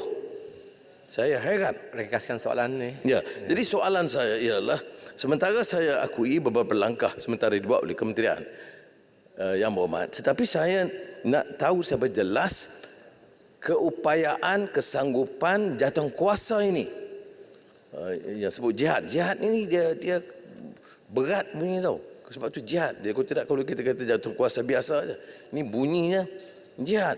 Kalau jihad mesti ada kesanggupan mengambil langkah tegas, berperang, menangani masalah, cuba mencari penyelesaian pada masalah ini. Ini nak berunding dengan syarikat besar kelapa sawit pun tak sanggup. Jadi ini yang saya nak tanya, nak tegaskan kepada Yang Berhormat, apakah langkah-langkah yang lebih struktural yang dianggap perubahan dasar untuk menjamin harga ini tidak tinggi, ya? Kerana sikit saja lagi Yang Berhormat, ya, iaitu apa ni, Malaysia, kadar inflasi makanan itu yang penting, masih tinggi. Lebih tinggi dari Singapura, lebih tinggi daripada Brunei, lebih tinggi daripada Vietnam. Tahniah, kerana lebih rendah daripada Myanmar. Jadi kita selalu catat kejayaan berbanding dengan Myanmar. Betul-betul. Macam susu, keju, telur. Kadar inflasi masih 9.4%. Itu tinggi bagi rakyat biasa. Terlalu tinggi. Ini yang saya minta penjelasan daripada Yang Berhormat. Terima kasih Pak Disen, sila. Jihad naik kan. Betul ini betul. Ya, soalannya banyak. Jadi saya cuba jawapan yang ada pada saya. Yang ditanya tadi langkah-langkah yang lain. Sebenarnya mungkin Yang Berhormat Pak Dikson sendiri pun maklum, kerajaan ada Majlis Tindakan Sara Hidup Negara ataupun dalam bahasa Inggerisnya National Action Council on Cost of Living. Peranan utama NACOL adalah mengenal pasti isu serta cabaran yang berkaitan secara sara hidup rakyat. Seterusnya NACOL mengkaji, mengubal serta memantau pelaksanaan dasar, strategi dan tindakan jangka sederhana dan panjang. Tadi jangka pendek, yang jihad ni tadi. Yang kita ada isu, kita bincang, rentas kementerian, rentas agensi dan kita buat keputusan, dan kita laksanakan. Sebab itu ada banyak inisiatif tadi. Ini cara jangka sederhana dan jangka panjang. NACOL yang perlu bermesyuarat, dipengerusikan oleh Yang Amat Berhormat Perdana Menteri sendiri. Jadi sebenarnya semenjak Yang Amat Berhormat Perdana Menteri menjadi pengerusi NACOL, beliau telah mempengerusikan sebanyak 4 kali mesyuarat dalam tempoh 9 bulan semenjak Disember 2021. Komitmen Yang Amat Berhormat Perdana Menteri menunjukkan kesungguhan kerajaan dalam menangani isu kos sara hidup. Untuk makluman, berdasarkan terma rujukan terms of reference, NACOL hanya bermesyuarat sebanyak 2 kali setahun. Tapi baru setengah tahun sudah bermasuk 4 kali. Maknanya menunjukkan kesungguhan kerajaan dalam isu ini. Jadi pasukan khas jihad tangani inflasi memberi fokus kepada isu jangka pendek dan perlu ditangani segera dalam menangani kos sara hidup rakyat. Justru peranannya lebih berfokus kepada melibatkan pelbagai kementerian dan agensi merentas pelbagai isu. Jadi namun ada tindakan-tindakan yang mempunyai implikasi dasar dan polisi kerajaan masih memerlukan kelulusan Jabatan Menteri dan NACOL. Jadi saya bagi gambaran Yang Amat Berhormat, sebab kita ada peringkat-peringkat. Ada juga jawatan kuasa teknikal di mana sebelum keputusan muktamad, jadi perlulah di peringkat teknikal kerana perlu diperincikan segalanya langkah-langkah yang akan diambil ataupun dibuat sebagai satu dasar yang baru ataupun langkah-langkah yang lebih tepat, Yang Amat Berhormat. Jadi oleh kerana banyak ditanya tadi, Yang Berhormat, apa langkah sebenarnya? Memang food security issue memang satunya yang besar isunya. Dan dalam segi sawit tadi, minyak masak 10%, itu pun kita bincang. Betul, Yang Amat Berhormat Pak Dikson, memang kami berlibat urus dengan industry players, stakeholders. Kita sudah sampaikan kepada mereka, memohon supaya dapat kita bersama dalam mengagihkan 10% keluaran sawit dari Malaysia untuk kegunaan domestik. Saya akui setakat ini kita belum dapat memutuskan ataupun kebersamaan dalam keputusannya. Tapi usaha kita masih teruskan, sebab dia memerlukan kerjasama dengan kementerian lain juga yang lebih khusus kepada industri peladangan dan komoditi ini. Jadi sementara itu kita buatlah, sebab itu kita ada sistem bergerak, harga siling bergerak dari sebulan ke sebulan yang telah saya sebutkan tadi, jelaskan tadi. Itu bagi sementara. Ketidak mencukupi bekalan ataupun keberadaan di pasaran, Yang Berhormat, walaupun saya tak pergi Port Dickson, tapi saya tahu akan secara harian keadaan sebenarnya. Sebab kita ada 72 ECC, iaitu Enforcement Command Center, seluruh negara, termasuk ada di Kapit juga, di Port Dickson pun ada. Dan kita ada dedicated retail outlet dan dedicated wholesale outlet untuk kita memahami apa sebenarnya keadaan di pasaran di bawah sana. Jadi tak betul lah kalau dikatakan kami di peringkat di kementerian ataupun pegawai-pegawai kanan di kementerian ini tak turun, tak tahu. Kita tahu setiap hari kita dapat laporan. Jadi saya akui lah kita ada bermasalah je. Sebab itu pengedaran itu tidak sempurna. Sebab itu kita pun dah telah buat audit kepada COSS ini, iaitu stabilization program harga minyak bersubsidi minyak masak ini. Terima kasih Menteri. Ya. Jadi banyak lagi yang berhormat. Jadi kalau boleh boleh hantar kepada yang berhormat Port Dickson secara bertulis yang lain tu tadi. Terima kasih. Tanya manis. Saya berikan peluang soalan tambahan yang kedua. Yang berhormat Tanjung Manis. Terima kasih Datuk Speaker. Yang Berhormat Menteri, salah satu daripada cara untuk mengurangkan kesan inflasi adalah mengadakan lebih banyak lagi program jualan murah keluarga Malaysia. Jadi begitu juga dengan penyeragaman harga, terutama sekali di kawasan luar bandar lah, sebab di kawasan saya banyak harga, sebagai contoh, tong gas yang lebih mahal daripada harga bandar. Jadi saya cadangkan dan saya mohonlah, bolehkah pihak kementerian mengadakan lebih banyak lagi program jualan murah keluarga Malaysia, terutama sekali di peringkat kawasan luar bandar, kerana ia memberi kesan yang sangat besar kepada penduduk-penduduk di kawasan saya, terutama sekali. Dan juga penyeragaman harga-harga barangan seperti tong gas dan sebagainya masih belum terjadi di kawasan saya, di mana harga tong gas melebihi RM30 sampai RM50 untuk sebiji tong gas. Mohon kerjasama daripada kementerian. Terima kasih, Yang Berhormat Menteri. Sila Menteri. Ya, terima kasih Tanjung Manis. Sebenarnya kita ada program yang dipanggil community drumming. Ini sekarang mungkin sepatutnya dinamakan lain, sebab pada mulanya tahun 2009 untuk membantu rakyat yang memerlu menangani masalah kos pengangkutan dan logistik, dulu hantarkan kepada kawasan-kawasan tertentu di luar bandar dengan menggunakan drum untuk minyak saja. Tetapi sekarang diperluaskan kepada barangan keperluan yang lain. Jadi masih juga nama dia community drumming. Program ini masih dilaksanakan. Tahun 2022 ini kementerian mendapat RM200 juta untuk program ini.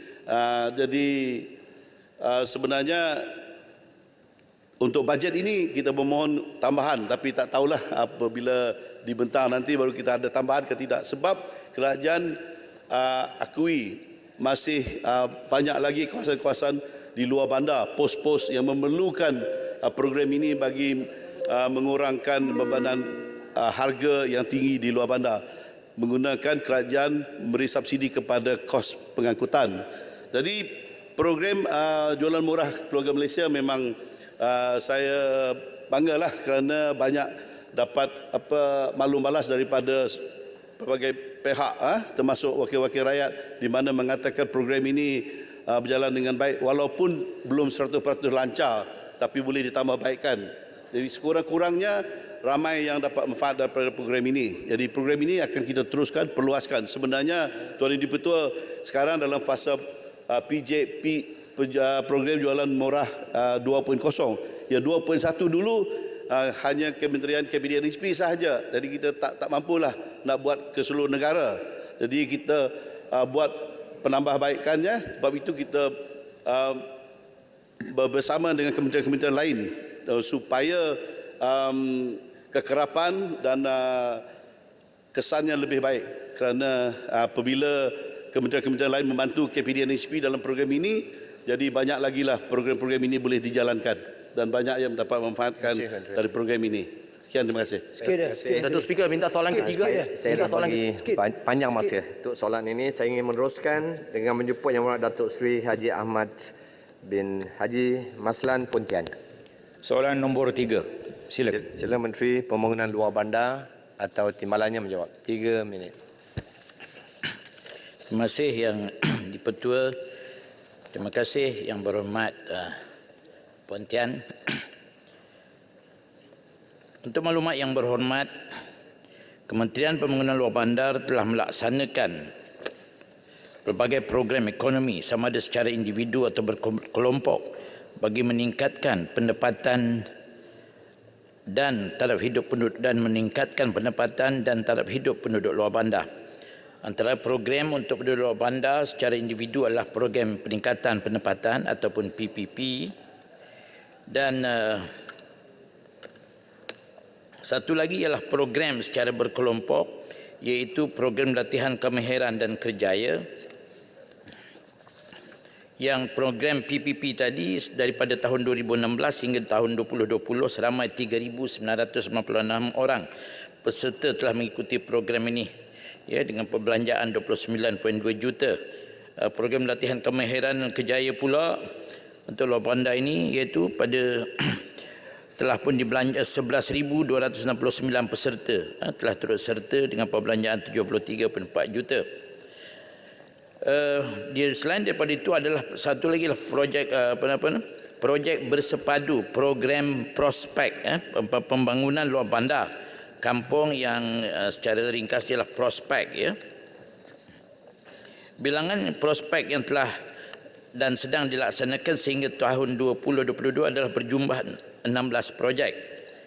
Antara contoh projek prospek adalah projek rintis Kampung Sidam Kulim Kedah yang menjalankan aktiviti taman jagung sebagai niche produk dan juga pemprosesan produk berasaskan jagung, pemprosesan silage dan lain-lain aktiviti industri kecil. Sehingga kini antara impak bagi projek berkenaan adalah peningkatan pendapatan yang berterusan kepada peserta daripada golongan B40, ya. Jumlah peserta dan penerima bantuan prospek rintis Kampung Sidam ini sehingga September 2022 iaitu ketiga-tiga komponen prospek iaitu ekonomi, perumahan dan prasarana adalah berjumlah 253 orang, ya. Pelbagai projek ekonomi dan prasarana asas yang dilaksanakan sejak tahun 2018 telah memberi peningkatan pendapatan kepada peserta penduduk dan peniaga yang menjalankan aktiviti di kawasan tersebut. Antara kejayaannya, yes, peningkatan pendapatan yang ketara bagi peserta tanaman jagung berkelompok melalui hasil jualan jagung pada 2018 hingga 2021 yang berjumlah 7,776,000. Purata pendapatan peserta IKS Prospek Rintis Kampung Sidam meningkat, ya, dalam kadar julat 29 hingga 68% bagi tempoh 2019 hingga 2021. Selain itu, purata pendapatan peserta IKS sebelum menyertai prospek pada tahun 2019 adalah RM1684 telah meningkat kepada 2,830 setelah menyertai prospek, ya, sebagai contohnya. Selain daripada di Kampung Sidam, projek prospek ini juga ada diadakan di Kampung Pasir Raja, Terengganu. Projek tenakan air tawar iaitu projek tenakan air tawar, prospek muar untuk ternakan arnab pedaging dan prospek matu Sarawak untuk pemprosesan hasil laut. Satu program lagi ialah program Desa Lestari, ya, PDL. Ia dilaksanakan melalui 6 sektor ekonomi iaitu pertanian, peternakan, pelancongan, perkhidmatan, pembuatan dan peruncitan sekaligus dapat membantu memperkasa modal insan dan membangunkan sosioekonomi komuniti luar bandar. Timbalan Menteri minta ringkasan. Ya, sikit je kejayaan dia lah, ya. Hasil daripada 2013 hingga 2020 sebanyak 137 buah kampung dimajukan di bawah PDL, dan dibelanjakan sebanyak 157 juta, ya, untuk tujuan ini. Peningkatan pendapatan sebanyak 54 buah koperasi kampung telah berjaya menjana dan meningkatkan sekurang-kurangnya 5% pendapatan kasar tahunan selepas setahun pelaksanaan. Peluang pekerjaan sebanyak 4,302 peluang pekerjaan diwujudkan dalam pelbagai sektor. Keanggotaan KRR pula dalam koperasinya 8,185 orang komuniti KRR menggotai koperasi dan penerima pemanfaat sebanyak 32,000 orang komuniti setempat, ya. Pendapatan pula di Kampung Telian Mukah 49 juta. Kampung Paloh Gua Musang Kelantan pula mendapat penjualan adalah bukan penjualannya pendapatan sebanyak 4.4 juta. Kampung Batu Putih Kinabatangan di bawah projek Eko Pelancongan pendapatan sebanyak 3.8 juta. Jadi ini adalah kejayaan-kejayaan yang telah pun di kejayaan sepanjang program-program dibuat ini, ya, dan banyak lain lagi YB yang saya kan boleh bagi dengan secara bertulis Boleh bagi bertulis. pada Yang Berhormat Puan Tian. Terima kasih, Menteri. Yang berhormat, sebelum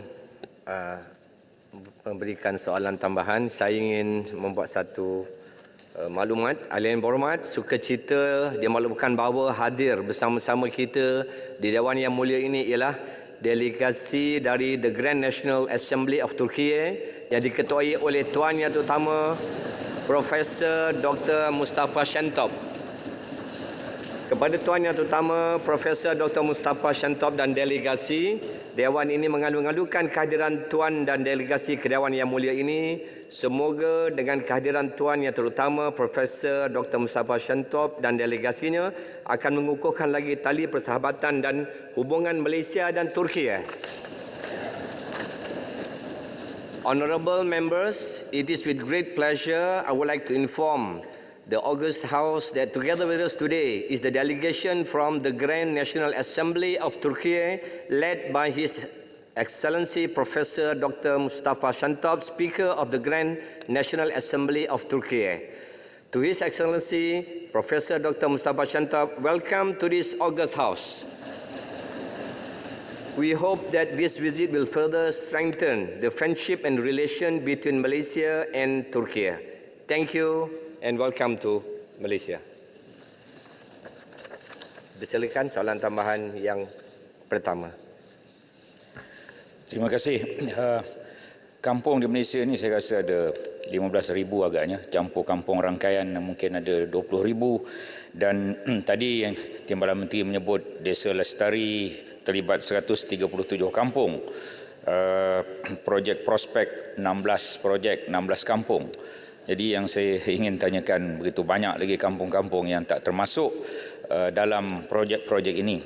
Bagi mengurangkan penghijrahan anak-anak desa ke kota, kampung hendaklah menjadi tempat yang mereka ingin diami.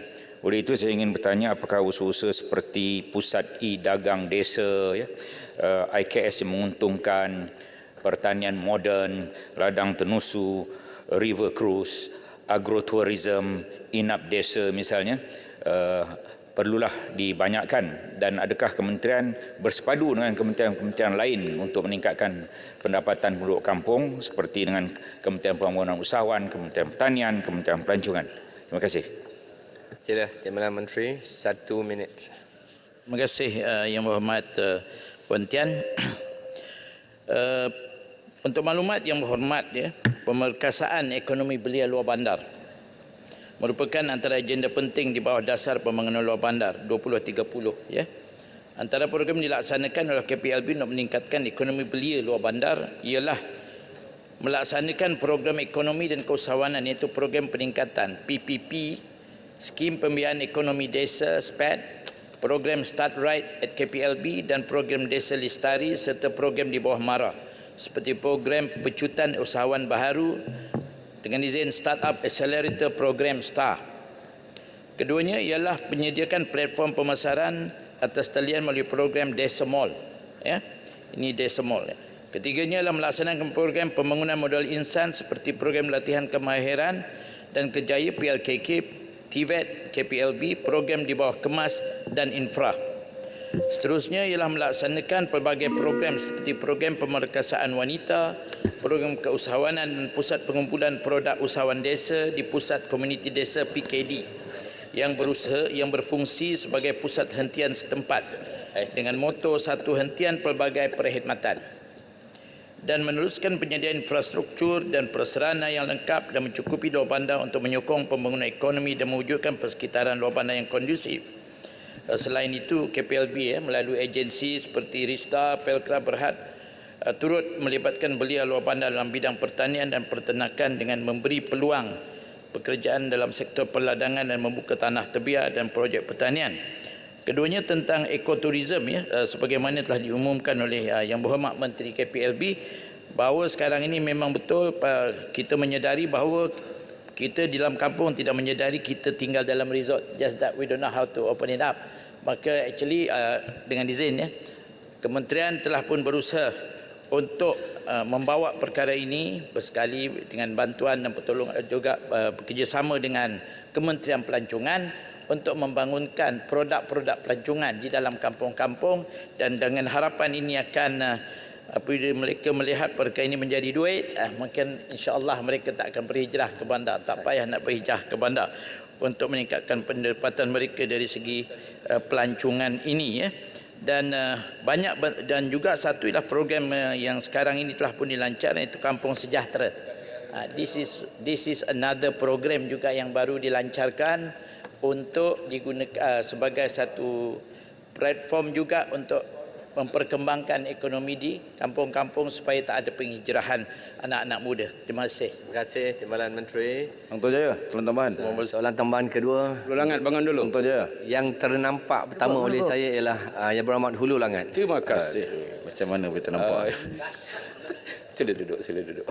Yang Berhormat Timbalan Menteri, Dewan Perniagaan Melayu Malaysia ada meramalkan 10,000 mereka yang terlibat dalam PKS, SPKLB dan syarikat-syarikat sama ada di bawah kementerian ataupun di luar kementerian. Mereka meramalkan golongan ini akan gulung tikar tahun ini dan tahun hadapan. Ini disebabkan antaranya berpunca daripada kenaikan OPR, pembiayaan bank pinjaman mereka meningkat, kadar inflasi 3.4 dan tadi Yang Berhormat Menteri KPDN HEP juga telah meramalkan mungkin naik sampai 10.6%. Harga barangan semakin naik dan sebagainya. Apakah solusi yang kementerian ini boleh membantu golongan-golongan tersebut supaya proses penggulungan tikar itu tidak berlaku? Terima kasih. Sila, Timbalan Menteri. 1 minit. Terima kasih Yang Berhormat. Sebagaimana tadi yang saya jawab tentang e-dagang inilah, Desemol ini. Jadi antaranya kita kementerian menyedari perkara ini dan juga telah pun dibincang tentang ramalan-ramalan yang dibuat. Jadi antaranya ialah memperkukuhkan e-dagang ini. Ini akan menjimatkan tak bayar-bayar premises, tak bayar ini dan semuanya kita buat collection center seperti Desemol tadi. Mendaftarkan produk-produk luar bandar di bawah Desemol. Supaya dari sana Desemol akan membantu mempasarkan dan sebagainya. Jadi overhead kepada yang menjalankan perniagaan ini ya, khususnya di luar bandar, dan tak kira lah orang muda, orang dewasa dan anak-anak muda dan sebagainya. Inilah salah satu kaedah yang kita foresee yang boleh membantu mereka mengurangkan banyak overhead yang akan mungkin dijangka naik lah dalam masa hadapan ini. Terima kasih. Itu salah satu daripadanya. Terima kasih. Saya bagi peluang soalan tambahan ketiga. Sila Yang Berhormat Alor Gajah. Terima kasih Datuk Yang Dipertua. Tahniah kepada Yang Berhormat Timbalan Menteri. Banyak program-program yang dimaklumkan kepada Dewan, Desa Lestari Prospek dan berjuta-juta peruntukan dan perbelanjaan yang telah dikeluarkan dan nampaknya membuahkan sedikit hasil. Persoalan yang saya nak bangkitkan di sini, apapun kita ada benchmarking dari sudut penggunaan peruntukan itu untuk disasarkan dari segi lebihan kendalian kasa atau gross operating surplus. Mohon Timbalan Menteri memaklumkan kepada Dewan dalam bajet 2023 ataupun bajet yang lepas, berapakah unjuran itu dari sudut membangunkan masyarakat luar bandar dari angka gross operating surplus ataupun lebihan kendalian kasa negara. Terima kasih. Terima kasih. Alor Gajah. Sila Menteri, 1 minit. Terima kasih Yang Berhormat. Secara terus terang, I'm not an economist, I'm an engineer by background, okay, no problem. Tapi insyaAllah, jadi apa yang kita lihat, program-program yang telah dibuat ini, ianya akan diteruskan. Ianya bukan setakat ini sahaja. Sedangkan tadi tentang perbelanjaan atau berhasil impak daripada yang dibuat ini, yang telah program dibuat seperti prospek tadi. Yang so far yang baru dapat kajian impak dia ialah kampung apa nama tadi di Kulim, di kampung yang mana dia Kulim, bukan kampung kita itu yang saya ingat tu, Kampung Sidam. Kampung Sidam. Kulim. Saya terus terang, saya belum pernah pergi sana lagi. Kampung Sidam ini, dia telah pun mendapat mengeluarkan impak. Memang dapat peringkatan di sana. Dan prospek-prospek yang lain ini, setakat ini sedang pun berjalan dan belum lagi ada kajian impaknya yang akan dibuat mungkin tahun hadapan untuk melihat semua ini. Jadi dari segi operasinya kita memang melihat program-program yang dibuat ini untuk memastikan dengan perbelanjaan yang dikeluarkan ianya akan mendatangkan impak dan boleh meningkatkan taraf hidup dan mengurangkan kadar kemiskinan di luar bandar. Itu yang dapat saya berikan setakat ini. Ya, terima kasih. Terima kasih.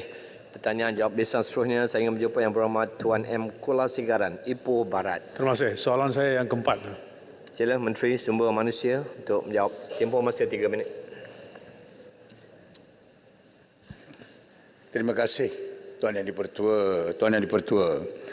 Memandangkan ni soalan ini mempunyai 3 aspek. Yang pertama, soalannya berbunyi menyatakan sebab-sebab kementerian tidak boleh menyelesaikan isu kekurangan pekerja asing dalam sektor-sektor yang memerlukannya. Soalan satu. Soalan kedua, jumlah bilangan pekerja asing yang masuk ke Malaysia setakat ini kedua. Dan yang ketiga, sila berikan pecahan pekerja ini mengikut sektor masing-masing. Maka ini melibatkan 3 soalan berbeza dan saya perlukan sedikit masa. Tuan Yang Dipertua, memandangkan isu pekerja asing ini adalah satu isu yang cukup hangat dan adalah satu keperluan asas dalam fasa pemulihan ekonomi yang pertama. Yang kedua, ramai kita lihat, tiada modal lain. Mereka menggunakan isu pekerja asing ini sebagai modal politik dan memutarbelitkan fakta. Yang ketiga, inilah tempat yang sesuai. Dengar dulu, tak payah politik, dengar dulu apa orang sebut. Teruskan. Dan ini adalah diputarbelikkan oleh ramai di luar dan inilah tempat yang sesuai saya bagi jawapan selain daripada Jemaah Menteri yang saya lihat orang ahli parlimen sampai bagan sentiasa memperpolitikkan. Yang keempat, Tuan Yang Dipertua, kita perlu menangani isu pekerja asing ini secara betul. Kalau tidak, negara boleh menghadapi masalah besar. Dan seperti sebelum ini pernah berlaku, BBK mendamping ground dengan izin. Yang keempat, Tuan Yang Dipertua, bukan semua yang minta pekerja asing nak berniaga. Mereka nak berniaga orang. Maka saya sebagai menteri, saya meneliti secara betul. Dan seterusnya untuk menjawab soalan Ipoh Barat, Tuan Yang Dipertua. Soalan pertama, tidak betul apabila Yang Berhormat kata kita tidak dapat selesaikan. Kalau kita lihat keseluruhan, Yang Berhormat pernah menjadi Menteri Sumber Manusia. Peranan Kementerian Sumber Manusia adalah yang pertama, menyelesaikan MOU dengan negara-negara sumber untuk memberi ruang pekerja asing masuk. Yang kedua, kita meluluskan kota. Itu adalah peranan Kementerian Sumber Manusia. Selepas itu Yang Dipertua, dari segi mengeluarkan VDR, biometrik, medical, PLKS, VDR semuanya di bawah bidang kuasa Kementerian Dalam Negeri. Setelah itu ada juga bidang-bidang kuasa daripada duta-duta terkait berkaitan dari segi kelulusan ataupun attestation ataupun pengesahan dibuat oleh negara sumber. Dan akhirnya apabila pekerja asing masuk ke negara kita, kembalilah peranan Kementerian Sumber Manusia untuk memastikan mereka diberi perlindungan dari segi Akta 446, dari segi kedudukan rumah dan sebagainya. Maka ini adalah keseluruhan. Maka sebagai Kementerian Sumber Manusia yang bertanggungjawab untuk meluluskan kota dan menyelesaikan MOU dengan negara sumber dan memastikan Akta 446 dipatuhi, saya ingin merakamkan kepada Dewan Yang Mulia ini bahawa Kementerian Sumber Manusia telah menyelesaikan tanggungjawab yang pertama.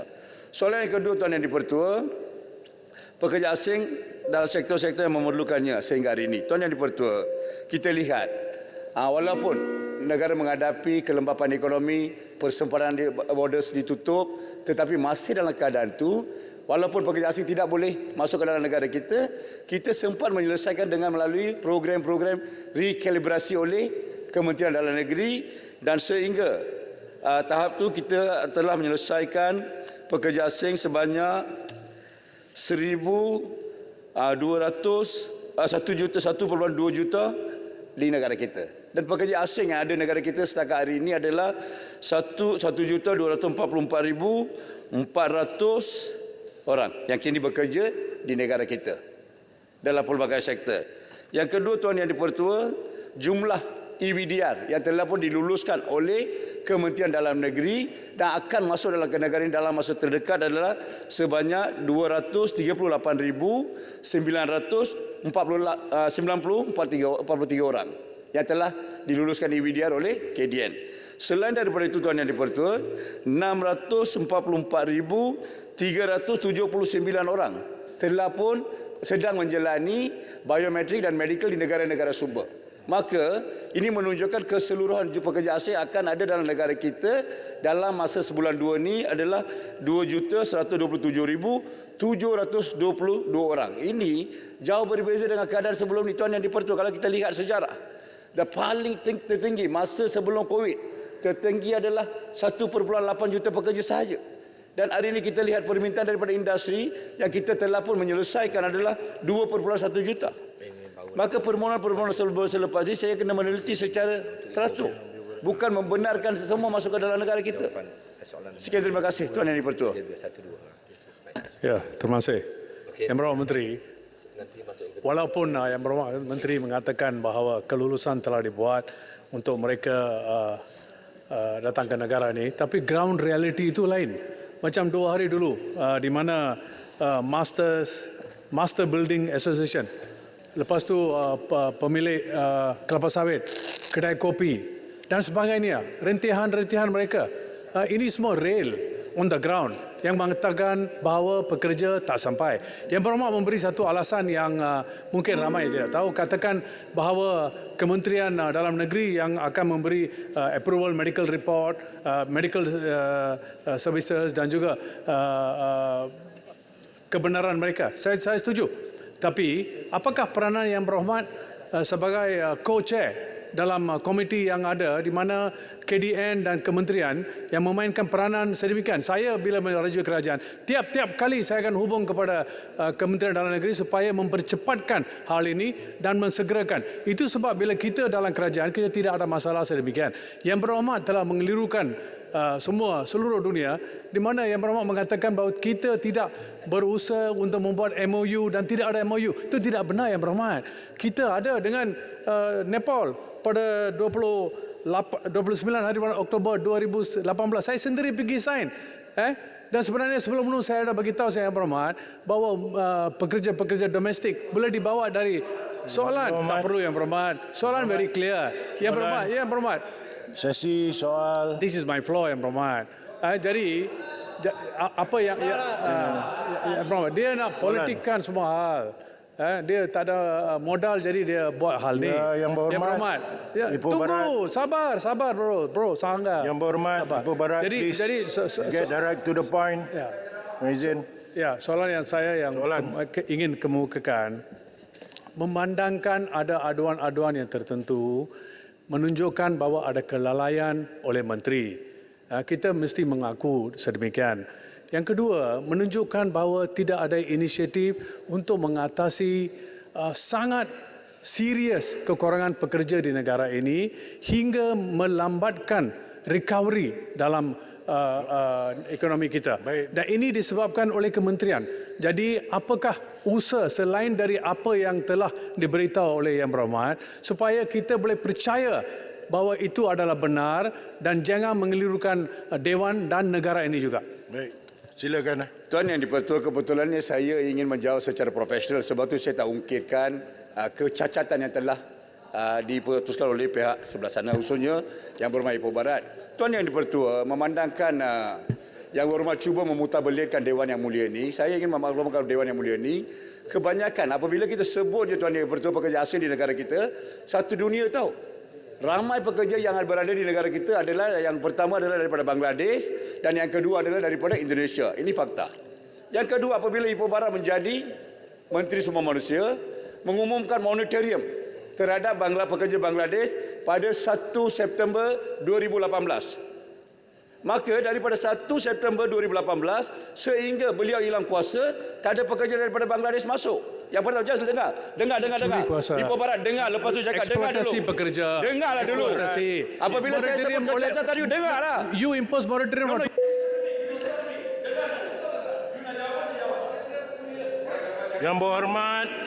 Yang Berhormat, ini floor menteri menjawab. Please. Menteri kena cool lah, menteri kena cool. Saya ingin merakamkan Dewan Yang Mulia ini. 1 September 2018, Yang Berhormat Ipoh Barat mengamalkan moratorium terhadap pekerja Bangladesh. Maka daripada 1 September 2018 sehingga beliau hilang kuasa, tak ada pekerja Bangladesh masuk dalam negara ini.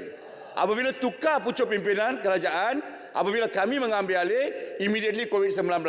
Maka tiada pekerja asing. Maka sebab kecacatan ataupun tindakan diambil oleh Ipoh Barat, hampir 3 tahun kita tak ada pekerja asing daripada Bangladesh masuk ke negara kita. Dan semua dengar. 2 tahun you are responsible for 2 years. Dengar dulu baru respon. Dengar dulu. Why are jumping sebab you salah? Takkan dengar dulu lah. Ipoh Barat sudah lama dalam dewan, belajarlah peraturan. Okey? Tuan Yang di-Pertua, apabila saya jadi Menteri Sumber Manusia, immediately kita menghadapi COVID-19 dan persempadanan ditutup. Yang berhormat Menteri Kesihatan buka sempadan Kuala Lumpur pada 1 April 2022. Maka daripada 1 September 2018 sehingga 1 April 2022 tak ada pekerja asing daripada Bangladesh masuk ke dalam negara kita. Ini adalah fakta. Satu dunia tahu.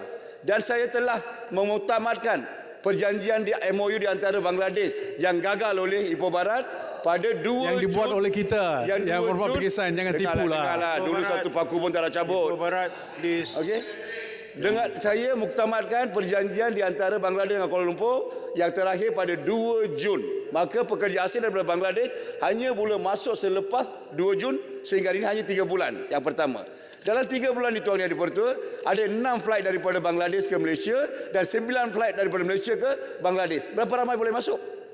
Cuba fikir. Begitu juga pekerja asing daripada Indonesia mula masuk apabila saya muktamadkan MOU pada bulan Julai. Semua ini berlaku sebab kecacatan Ipoh Barat sebagai menteri Special gagal. approval, yang Orang berhubung bagi special approval, Bangladesh 10,000 orang, dari Sri Lanka 10,000 orang, semua ini special approval kan? Itu usaha tambahan kementerian sebab kegagalan Ipoh Barat mencacarkan. Satu 2 tahun dunia moratorium. tahu. Tuan Yang di-Pertua, saya cabar Ipoh Barat. Cuba tanya kedai-kedai makanan. Apabila mereka berjumpa dengan beliau terus menghalalkan mereka, mengetam mereka jangan bagi pekerja asing. Cuba tanya tadi yang berhormat bangkit ke restoran-restoran Kuala Lumpur. Cuba tanya restoran-restoran di satu Malaysia. Apa peranan yang berhormat? Terima kasih Tuan Yang di-Pertua. Yang jawab jangan Yang marah Menteri. Duduk. Duduk yang berhormat, please. Menteri panas ya, timbalan dia senyum ya. Kita silakan. Selalu timbalan panas. Soalan tambahan, Yang berhormat, Jempol. Okey, terima kasih Datuk Speaker. Tadi saya melihat bahawa jawapan menteri menyatakan bahawa kerajaan lama telah gagal, di mana perjanjian juga gagal membawa masuk pekerja asing. Maka kerajaan pada hari ini berjaya membawa pekerja asing masuk di atas kelulusan dalam tempoh 3 bulan. Saya nak tanya menteri, berapa banyak pekerja asing ini dapat dibuat dalam tahun ini? Kerana kita tahu kegagalan kita membawa pekerja asing masuk, iaitu kerajaan ataupun syarikat sektor sawit telah rugi 10.46 bilion atas kekurangan, dan juga bagaimana kita nak menawarkan gaji yang lumayan untuk pekerja tempatan agar ianya dapat sambutan. Dan yang keduanya, saya nak tanya, tadi adakah perjanjian dengan yang lama itu dibatalkan oleh kerana kegagalan kerajaan yang dulu dipimpin oleh Kementerian Sumber Manusia yang disebut oleh menteri? Tolong jelaskan lebih jelas lagi. Terima kasih Tuan Yang di-Pertua. Terima kasih Yang berhormat. Seperti mana saya sebut sebelum ini Yang berhormat, ramai pekerja asing daripada di negara kita adalah kebanyakannya daripada negara sumber seperti Bangladesh dan Indonesia. Ini adalah 2 negara terbesar menghantar pekerja asing. Dan kedua-dua negara ini hanya kami menyelesaikan MOU. Memandangkan ada moratorium daripada Bangladesh sejak 1 September dan MOU terakhir daripada Indonesia telah pun diselesaikan pada bulan Julai 2018. Walau bagaimanapun, dalam keadaan COVID, dalam keadaan persempadanan ditutup, kita masih, saya bersama-sama rakan seperjuangan saya daripada KDN sempat menyelesaikan isu pekerja asing dia melalui program-program rekalibrasi sehingga pekerja asing di negara kita seketika itu mencatat 1,101,761 orang adalah semasa COVID-19.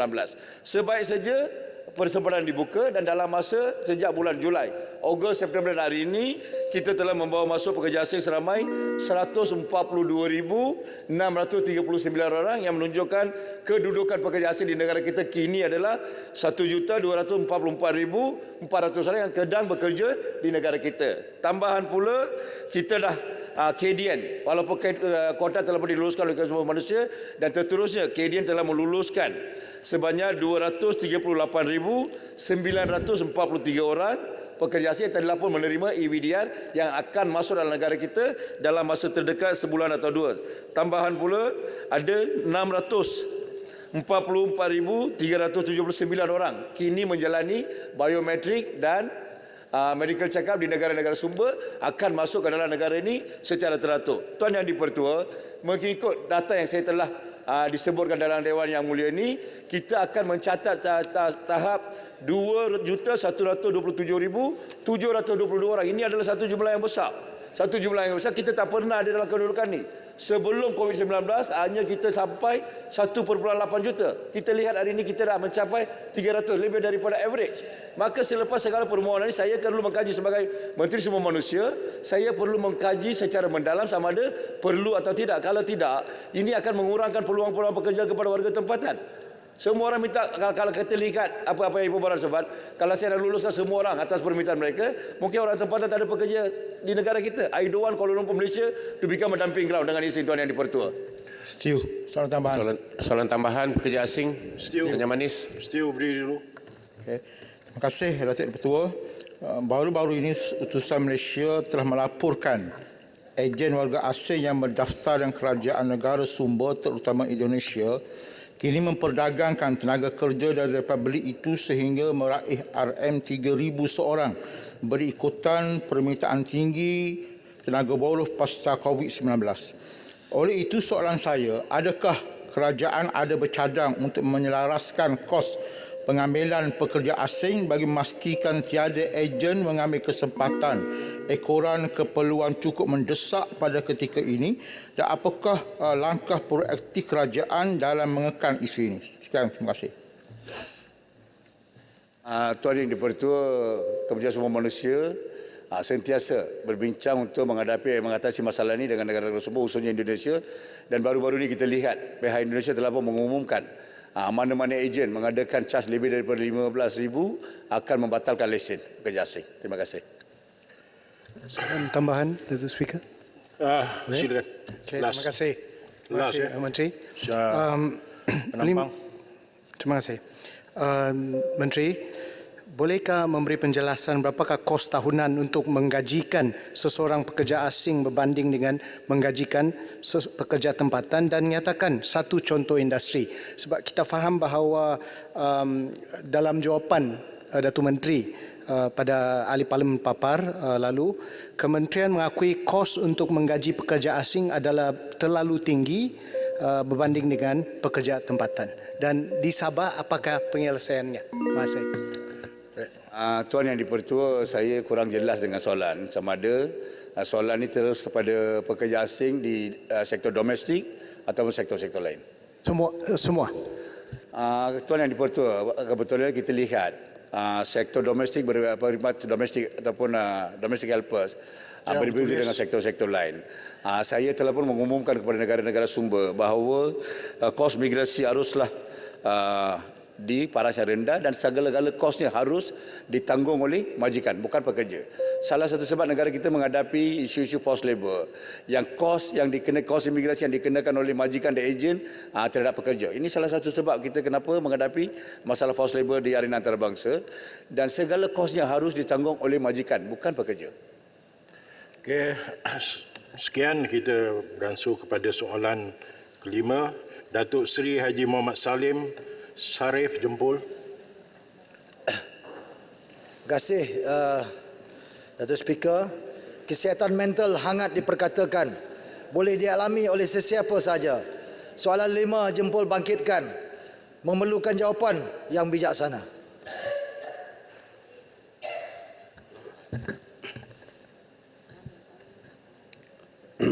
Nahmaduhu wa nashkuruhu wa nusalli wa nusallimu ala rasulihil karim. Terima kasih Tuan Speaker. Terima kasih YB Jempol. Satu soalan yang cukup penting dan baik sebab kita sekarang dalam silent pandemic, pandemik senyap dan diam. Dan Jempol hari ini saya tengok naik dah 2 kali. Siap dengan pantun sekali. Tak rugi rakyat memilih Jempol. Bersatu jangan lawan. Tuan Speaker, isu mental ni dah lama. Betul. Bersatu jangan lawan. Ini tak kira time. Jawab Menteri, jawab dulu. Terima kasih. Lawan tetap Tuan Speaker, lawan. isu mental ni dah lama. Kalau di Malaysia ni dalam NHMS 2019, 2.3% rakyat dewasa ada depression. Dan hampir 500,000 orang dan 424,000 orang kanak-kanak mempunyai masalah mental. Dan apabila pandemik datang, keadaan jadi lebih teruk pada 2020. Dan hari ini kronik stres yang kronik disebabkan hilang pekerjaan, hilang pendapatan, hilang yang tersayang, konflik family, keganasan, penderaan dan sebagainya menyebabkan masalah begitu penting. Sebab tu saya kata tadi, soalan ni soalan yang baik. Dan kita lihat kes suicide, kes bunuh diri meningkat dari 2019 ke 2021. Tuan Speaker, plan strategik kesihatan mental kebangsaan merupakan satu dokumen polisi yang menggunakan approach kesihatan awam dan fokusnya kepada strategi promosi kesihatan mental, kolaborasi agensi antara kerajaan dan bukan kerajaan, siap siaga semasa kecemasan, semasa krisis, semasa bencana dan juga mencegah tingkah laku bunuh diri. Yang keduanya, pelaksanaan plan strategik tersebut adalah berpandukan kepada aktiviti-aktiviti yang dilakukan. Pertamanya, kita dapat dengar banyak kali dah berkenaan dengan kempen Let's Talk Minda Sihat. Sepanjang tahun 2021, sejak dilancarkan oleh Yang Berhormat Menteri pada 10 bulan 9 2021. Dan kita dapat dengar daripada berbagai medium, media elektronik, media cetak, media sosial, media luar, komuter rap dan LED, panel board di stesen LRT, monorail dan telah berjaya mencapai 36.6 juta capaian dengan 82,449,583 views atau impression. Dan kalangan rakyat Malaysia, majoriti 87% adalah melalui saluran iklan digital seperti Google, YouTube, KOL, influencer. 71,963,143 impressions. Google banner 7.6 juta, YouTube 45 juta, KOL influencer 4.3 juta, mempunyai capaian paling tinggi dalam media digital. Bagi Perkhidmatan Kesihatan Mental dan Sokongan Psikososial atau MHPSS, semua orang tahu ni, dah 3 tahun dah. Sepanjang pandemik COVID-19, KKM telah mempertingkatkan perkhidmatan melalui usaha-usaha berikut. Pertamanya, penempatan sebanyak 200 orang pegawai psikologi, kaunseling kontrak di pejabat kesihatan daerah, 138 pejabat kesihatan daerah dan klinik kesihatan sebanyak 831 sejak Oktober 2020. Dan mereka-mereka yang kontrak ini disambung kontraknya setahun lagi sehingga bulan 8 2023. Selain itu, setiap daerah mempunyai satu pasukan MHPSS yang terlatih dan memberi perkhidmatan kesihatan mental. Sebenarnya MHPSS ini ada di KKM, di negeri, setiap daerah, hospital, PKRC. Kita ada. Dari segi latihan, sehingga Ogos tahun ini, seramai 1,998 anggota kesihatan telah dilatih dalam bantuan awal psikologi ataupun PFA, Psychological First Aid. Tuan Speaker, pengujudan talian bantuan psikososial di mana dalam tempoh dari 25 Mac 2020 sehingga 18 September 2022, sejumlah 307,673 panggilan diterima.